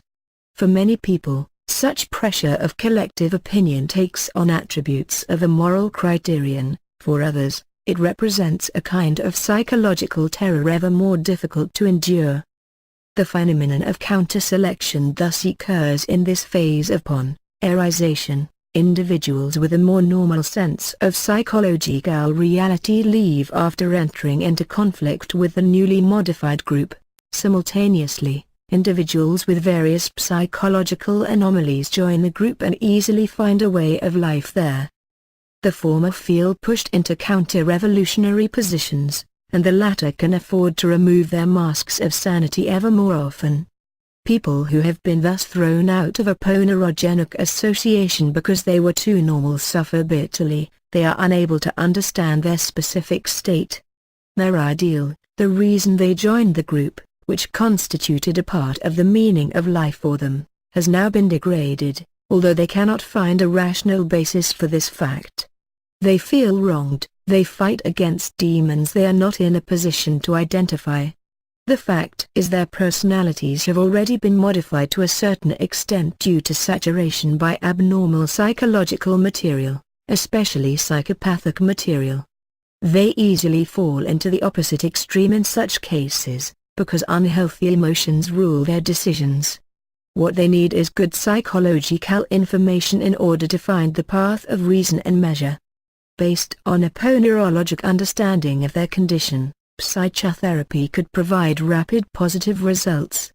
However, if the union they left is succumbing to deep ponerization, a threat looms over them. They may become the objects of revenge, since they have betrayed a magnificent ideology. This is the stormy period of a group's ponerization, followed by a certain stabilization in terms of contents, structure, and customs. Rigorous selective measures of a clearly psychological kind are applied to new members, so as to exclude the possibility of becoming sidetracked by defectors. People are observed and tested to eliminate those characterized by excessive mental independence or psychological normality. The new internal function created is something like a psychologist, and it doubtless takes advantage of the above-described psychological knowledge collected by psychopaths. It should be noted that certain of these exclusionary steps taken by a group in the process of ponerization should have been taken against deviance by the ideological group in the beginning. So rigorous selective measures of a psychological kind taken by a group is not necessarily an indicator that the group is ponerogenic. Rather, one should carefully examine what the psychological selection is based on. If any group seeks to avoid ponerization, it will want to exclude individuals with any psychological dependence on subjective beliefs, rites, rituals, drugs, and certainly those individuals that are incapable of objectively analyzing their own inner psychological content or who reject the process of positive disintegration. In a group in the process of ponerization, spellbinders take care of ideological purity. The leader's position is relatively secure. Individuals manifesting doubt or criticism are subject to paramoral condemnation. Maintaining the utmost dignity and style, leadership discusses opinions and intentions which are psychologically and morally pathological. Any intellectual connections which might reveal them as such are eliminated, thanks to the substitution of premises operating in the proper subconscious process on the basis of prior conditioned reflexes. An objective observer might wish to compare this state to one in which the inmates of an asylum take over the running of the institution. The association enters the state wherein the whole has donned the mask of ostensible normality. In the next chapter, we shall call such a state the dissimulative phase with regard to macrosocial ponerogenic phenomena. Observing the appropriate state corresponding to the first ponerological criterion, the atrophy of natural critical faculties with respect to pathological individuals, requires skillful psychology and specific factual knowledge. The second, more stable phase can be perceived both by a person of average reason and by public opinion in most societies. The interpretation imposed, however, is unilaterally moralistic or sociological, simultaneously undergoing the characteristic feeling of deficiency as regards the possibility of both understanding the phenomenon and counteracting the spread of said evil. However, in this phase a minority of social groups tend to consider such a ponerogenic association comprehensible within the categories of their own worldview and the outer layer of diffusing ideology as a doctrine acceptable to them. The more primitive the society in question, and the further removed from direct contact to the union affected by this pathological state, the more numerous such minorities would be. This very period, during which the customs of the Union become somewhat milder, often represents simultaneously its most intensive expansionist activity.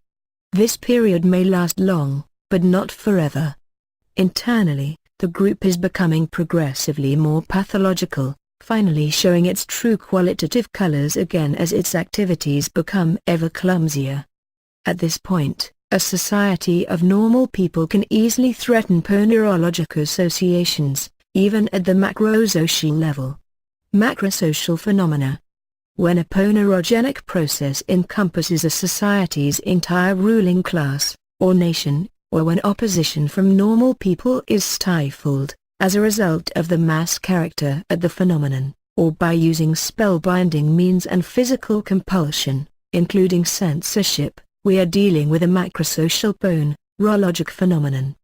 In such a case, however, a society's tragedy, often coupled with that of the researcher's own suffering, opens before him an entire volume of ponerologic knowledge, where he can read all about the laws governing such a process if he is only able to familiarize himself in time with its naturalistic language and its different grammar. Studies in the genesis of evil which are based on observing small groups of people can indicate the details of these laws to us. However, it might be thought that this would present a warped picture that is dependent upon various environmental conditions which are further dependent on the historical period in question. This is the backdrop to the phenomena observed. Nevertheless, such observations may enable us to hazard a hypothesis to the effect that the general laws of ponerogenesis may be at least analogous, regardless of the quantity and scope of the phenomenon in time and space. They do not, however, permit verification of such a hypothesis. In studying a macrosocial phenomenon, we can obtain both quantitative and qualitative data, statistical correlation indices, and other observations as accurately as might be allowed by the state-of-the-art in science, research methodology, and the obviously very difficult situation of the observer. We can then use the classical method, hazarding a hypothesis and then actively searching for facts which could falsify it. The widespread causative regularity of ponerogenic processes would then be confirmed within the bounds of the above-mentioned possibilities. This is, in fact, what the author and his colleagues undertook to do. It is astonishing how neatly causative regularity of ponerogenic processes observed in small groups govern this macrosocial phenomenon. The comprehension of the phenomenon thus acquired can serve as a basis for predicting its future development, to be verified by time. It is in close and careful observation, and only after time passes, that we become aware that the colossus has an Achilles heel after all. The study of macrosocial ponerogenic phenomena meets with obvious problems. Their period of genesis, duration, and decay is several times longer than the researcher's scientific activity. Simultaneously, there are other transformations in history, customs, economics, and technology. However, the difficulties confronted in abstracting the appropriate symptoms need not be insuperable, since our criteria are based on eternal phenomena subject to relatively limited transformations in time. The traditional interpretation of these great historical diseases has already taught historians to distinguish two phases. The first is represented by a period of spiritual crisis in a society, which historiography associates with exhausting of the ideational, moral, and religious values heretofore nourishing the society in question. Egoism among individuals and social groups increases, and the links of moral duty and social networks are felt to be loosening. Trifling matters thereupon dominate human minds to such an extent that there is no room left for thinking about public matters or a feeling of commitment to the future. An atrophy of the hierarchy of values within the thinking of individuals and societies is an indication thereof. It has been described both in historiographic monographs and in psychiatric papers. The country's government is finally paralyzed, helpless in the face of problems which could be solved without great difficulty under other circumstances. let us associate such periods of crisis with the familiar phase in social historization. The next phase has been marked by bloody tragedies, revolutions, wars, and the fall of empires. The deliberations of historians or moralists regarding these occurrences always leave behind a certain feeling of deficiency with reference to the possibility of perceiving certain psychological factors discerned within the nature of phenomena. The essence of these factors remains outside the scope of their scientific experience. A historian observing these great historical diseases is struck first of all by their similarities, easily forgetting that all diseases have many symptoms in common because they are states of absent health. A ponerologist thinking in naturalistic terms tends to doubt that we are dealing with only one kind of societal disease, thereby leading to a certain differentiation of forms with regard to ethnological and historical conditions. Differentiating the essence of such states is more appropriate to the reasoning patterns we are familiar with from the natural sciences. The complex conditions of social life, however, preclude using the method of distinction, which is similar to etiological criterion in medicine. Qualitatively speaking, the phenomena become layered in time, conditioning each other and transforming constantly. We should then rather use certain abstract patterns, similar to those used in analyzing the neurotic states of human beings. Governed by this type of reasoning, let us here attempt to differentiate two pathological states of societies. Their essence and contents appear different enough, but they can operate sequentially in such a way that the first opens the door to the second. The first such state has already been sketched in the chapter on the hysteroidal cycle. We shall adduce a certain number of other psychological details hereunder. The next chapter shall be dedicated to the second pathological state, for which I have adopted the denomination of pathocracy. States of societal historization. When perusing scientific or literary descriptions of hysterical phenomena, such as those dating from the last great increase in hysteria in Europe encompassing the quarter-century preceding World War I, a non-specialist may gain the impression that this was endemic to individual cases, particularly among women. The contagious nature of hysterical states, however, had already been discovered and described by Jean-Martin Charcot. It is practically impossible for hysteria to manifest itself as a mere individual phenomenon, since it is contagious by means of psychological resonance, identification, and imitation. Each human being has a predisposition for this malformation of the personality, albeit to varying degrees, although it is normally overcome by rearing and self-rearing, which are amenable to correct thinking and emotional self-discipline. During happy times of peace dependent upon social injustice, children of the privileged classes learn to repress from their field of consciousness the uncomfortable ideas suggesting that they and their parents are benefiting from injustice against others. Such young people learn to disparage the moral and mental values of anyone whose work they are using to over-advantage. Young minds thus ingest habits or subconscious selection and substitution of data, which leads to a hysterical conversion economy of reasoning. They grow up to be somewhat hysterical adults who, by means of the ways adduced above, thereupon transmit their hysteria to the next generation, which then develops these characteristics to an even greater degree. The hysterical patterns for experience and behavior grow and spread downwards from the privileged classes until crossing the boundary of the first criterion of ponerology, the atrophy of natural critical faculties with respect to pathological individuals. When the habits of subconscious selection and substitution of thought data spread to the macrosocial level, a society tends to develop contempt for factual criticism and to humiliate anyone sounding an alarm. Contempt is also shown for other nations which have maintained normal thought patterns and for their opinions. Egotistic thought terrorization is accomplished by the society itself and its processes of conversive thinking. This obviates the need for censorship of the press, theater, or broadcasting, as a pathologically hypersensitive censor lives within the citizens themselves. When three egos govern, egoism, egotism, and egocentrism, the feeling of social links and responsibility toward others disappear, and the society in question splinters into groups ever more hostile to each other. When a hysterical environment stops differentiating the opinions of limited, not quite normal people from those of normal, reasonable persons, this opens the door for activation of the pathological factors of a various nature to enter in. Individuals we have already met who are governed by a pathological view of reality and abnormal goals caused by their different nature are able to develop their activities in such conditions. If a given society does not manage to overcome the state of hysterization under its ethnological and political circumstances, a huge bloody tragedy can be the result. One variation of such a tragedy can be pathocracy.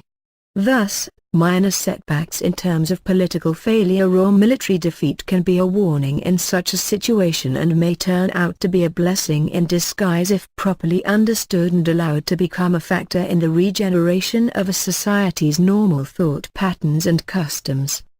The most valuable advice a ponerologist can offer under such circumstances is for a society to avail itself of the assistance of modern science, taking particular advantage of data remaining from the last great increase of hysteria in Europe. A greater resistance to hysterization characterizes those social groups which earn their daily bread by daily effort, and where the practicalities of everyday life force the mind to think soberly and reflect on generalities. As an example, peasants continued to view the hysterical customs of the well-to-do classes through their own earthy perception of psychological reality and their sense of humor. Similar customs on the part of the bourgeoisie incline workers to bitter criticism and revolutionary anger. Whether couched in economic, ideological, or political terms, the criticism and demands of these social groups always contain a component of psychological, moral, and anti-hysterical motivation. For this reason, it is most appropriate to consider these demands with deliberation and take these classes' feelings into account. On the other hand, tragic results can derive from thoughtless action paving the way for spellbinders to make themselves heard. Ponerology. Ponerology utilizes the scientific progress of the last decades and last years, especially in the realms of biology, psychopathology and clinical psychology. It clarifies unknown causative links and analyzes the processes of the genesis of evil without giving a short shrift to factors which have so far been underrated. In initiating this new discipline, the author has also utilized his professional experience in these areas and the results of his own recent research. A ponerological approach facilitates an understanding of some of mankind's more dramatic difficulties on both levels, the macrosocial and the individual human scale. This new discipline will make it possible to achieve first theoretical, and then practical, solutions for problems we have been attempting to solve by ineffective traditional means, resulting in feelings of helplessness against the tides of history. These latter means are based on historiographical concepts and excessively moralizing attitudes, which makes them overrate force as a means of counteracting evil.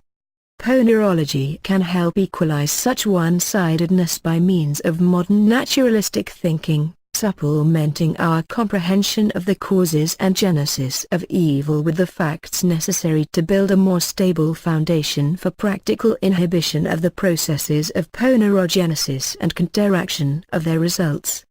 Synergetic activity of several measures aimed at the same valuable goal, for example such as treating a sick person, usually produces better effects than the mere sum of the factors involved.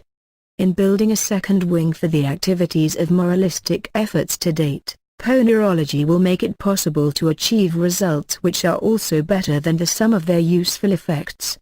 By reinforcing trust in familiar moral values, it will make it possible to answer many heretofore unanswerable questions and utilize means not used thus far, especially on a larger social scale. Societies have a right to defend themselves against any evil harassing or threatening them. National governments are obligated to use effective means for this purpose, and to use them as skillfully as possible. In order to discharge this essential function, nations obviously utilize the information available at the time in that given civilization relating to the nature and genesis of evil, as well as whatever means they can muster. Society's survival must be protected, but abuse of power and sadistic degenerations come about all too easily. We now have rational and the moral doubts about prior generations' comprehension and counteraction of evil. Simple observation of history justifies this. The general developing opinion in free societies requires that evil repressing measures be humanized and limited so as to set boundaries to possible abuse. This seems to be due to the fact that morally sensitive individuals want to protect their personalities and those of their children from the destructive influence conveyed by the awareness that severe punishment, especially capital punishment, is still being meted out. And so it is that the methods of counteracting evil are being mitigated in their severity, but at the same time effective methods to protect the citizenry against the birth of evil and force are not indicated. This creates an ever-widening gap between the need for counteraction and the means at our disposal. As a result, many kinds of evil can develop at every social scale. Under such circumstances, it may be understandable that some voices clamor for a return to the old-fashioned, iron-fisted methods so inimical to the development of human thought. Ponerology studies the nature of evil and the complex processes of its genesis, thereby opening new ways for counteracting it. It points out that evil has certain weaknesses in its structure and genesis which can be exploited to inhibit its development as well as to quickly eliminate the fruits of such development. If the ponerogenic activity of pathological factors, deviant individuals and their activities, is subjected to conscious controls of a scientific, individual, and societal nature, we can counteract evil as effectively as by means of persistent calls to respect moral values. The ancient method and this completely new one can thus combine to produce results more favorable than an arithmetic sum of the two. Ponerology also leads to the possibilities of prophylactic behavior at the levels of individual, societal, and macrosocial evil. This new approach ought to enable societies to feel safe again, both at the internal level and on the scale of international threats. Methods of counteracting evil which are conditioned upon causation, supported by ever-increasing scientific progress, will of course be much more complex, just as the nature and genesis of evil are complex. Any allegedly fair relationship between the person's crime and the punishment meted out is a survival of archaic thinking, something ever more difficult to comprehend. That is why our times demand that we further develop the discipline initiated herein and undertake detailed research, especially as regards the nature of many pathological factors which take part in ponerogenesis. An appropriately ponerological reading of history is an essential condition for understanding macrosocial ponerogenic phenomena whose duration exceeds the observation possibilities of a single person. The author utilized this method in the following chapter, reconstructing the phase wherein characteropathic factors dominated in the initial period of the creation of pathocracy. In teaching us about the causes and genesis of evil, ponerology barely addresses human guilt. Thus, it does not solve the perennial problem of human responsibility, although it does shed additional light from the side of causation. We become aware of just how little we understand in this area, and how much remains to be researched, while attempting to correct our comprehension of the complex causation of phenomena and acknowledging greater individual dependence upon the operation of outside factors. At that point, any moral judgment about another person or his blameworthiness may strike us as based mostly upon emotional responses and centuries-old tradition. We have the right and duty to critically judge our own behavior and the moral value of our motivations. This is conditioned by our conscience, a phenomenon as ubiquitous as it is incomprehensible within the boundaries of naturalistic thinking. Even if armed with all the present and future accomplishments of ponerology, will we ever be in a position to abstract and evaluate the individual blame of another person? In terms of theory, this appears ever more doubtful; in terms of practice, ever more unnecessary. If we consistently abstain from moral judgments of other people, we transfer our attention to tracking the causative processes that are responsible for conditioning the behavior of another person or society. This improves our prospects for proper mental hygiene and our capacity to apprehend psychological reality. Such restraint also enables us to avoid an error which poisons minds and souls all too effectively, namely superimposing a moralizing interpretation upon the activity of pathological factors. We also avoid emotional entanglements and better control our own egotism and egocentrism, thus facilitating objective analysis of phenomena. If such an attitude strikes some readers as being close to moral indifference, we should reiterate that the here adduced method of analyzing evil and its genesis gives rise to a new type of reasoned distance from its temptations, as well as activating additional theoretical and practical possibilities for counteracting it. Also, we should give thought to the astonishing and obvious convergence between the conclusions we can derive from this analysis of the phenomena and certain ideas from ancient philosophies, well stated in the Christian Bible: "Judge not, that ye be not judged. For with what judgment ye judge, ye shall be judged, and with what measure ye mete, it shall be measured to you again." Matt. 7:1-2. These values, unfortunately often overshadowed by a government's immediate needs, as well as the activity of our instinctive and emotional reflexes goading us to revenge and punishment of others, find at least partial rational justification in this new science. Practicing such rigorous understanding and behavior can only confirm these values in a more evident and scientific manner. This new discipline can be applicable to many walks of life. The author has utilized these accomplishments and tested their practical value in the course of individual psychotherapy upon his patients. As a result, their personality and future were rearranged in a manner more favorable than if it were based on earlier skills. Bearing in mind the exceptional nature of our times, when multifaceted mobilization of moral and mental values must be effected to counteract the evil threatening the world, in the coming chapters, the author shall suggest the adoption of just such an attitude, whose end result would be an act of forgiveness heretofore unheard of in history.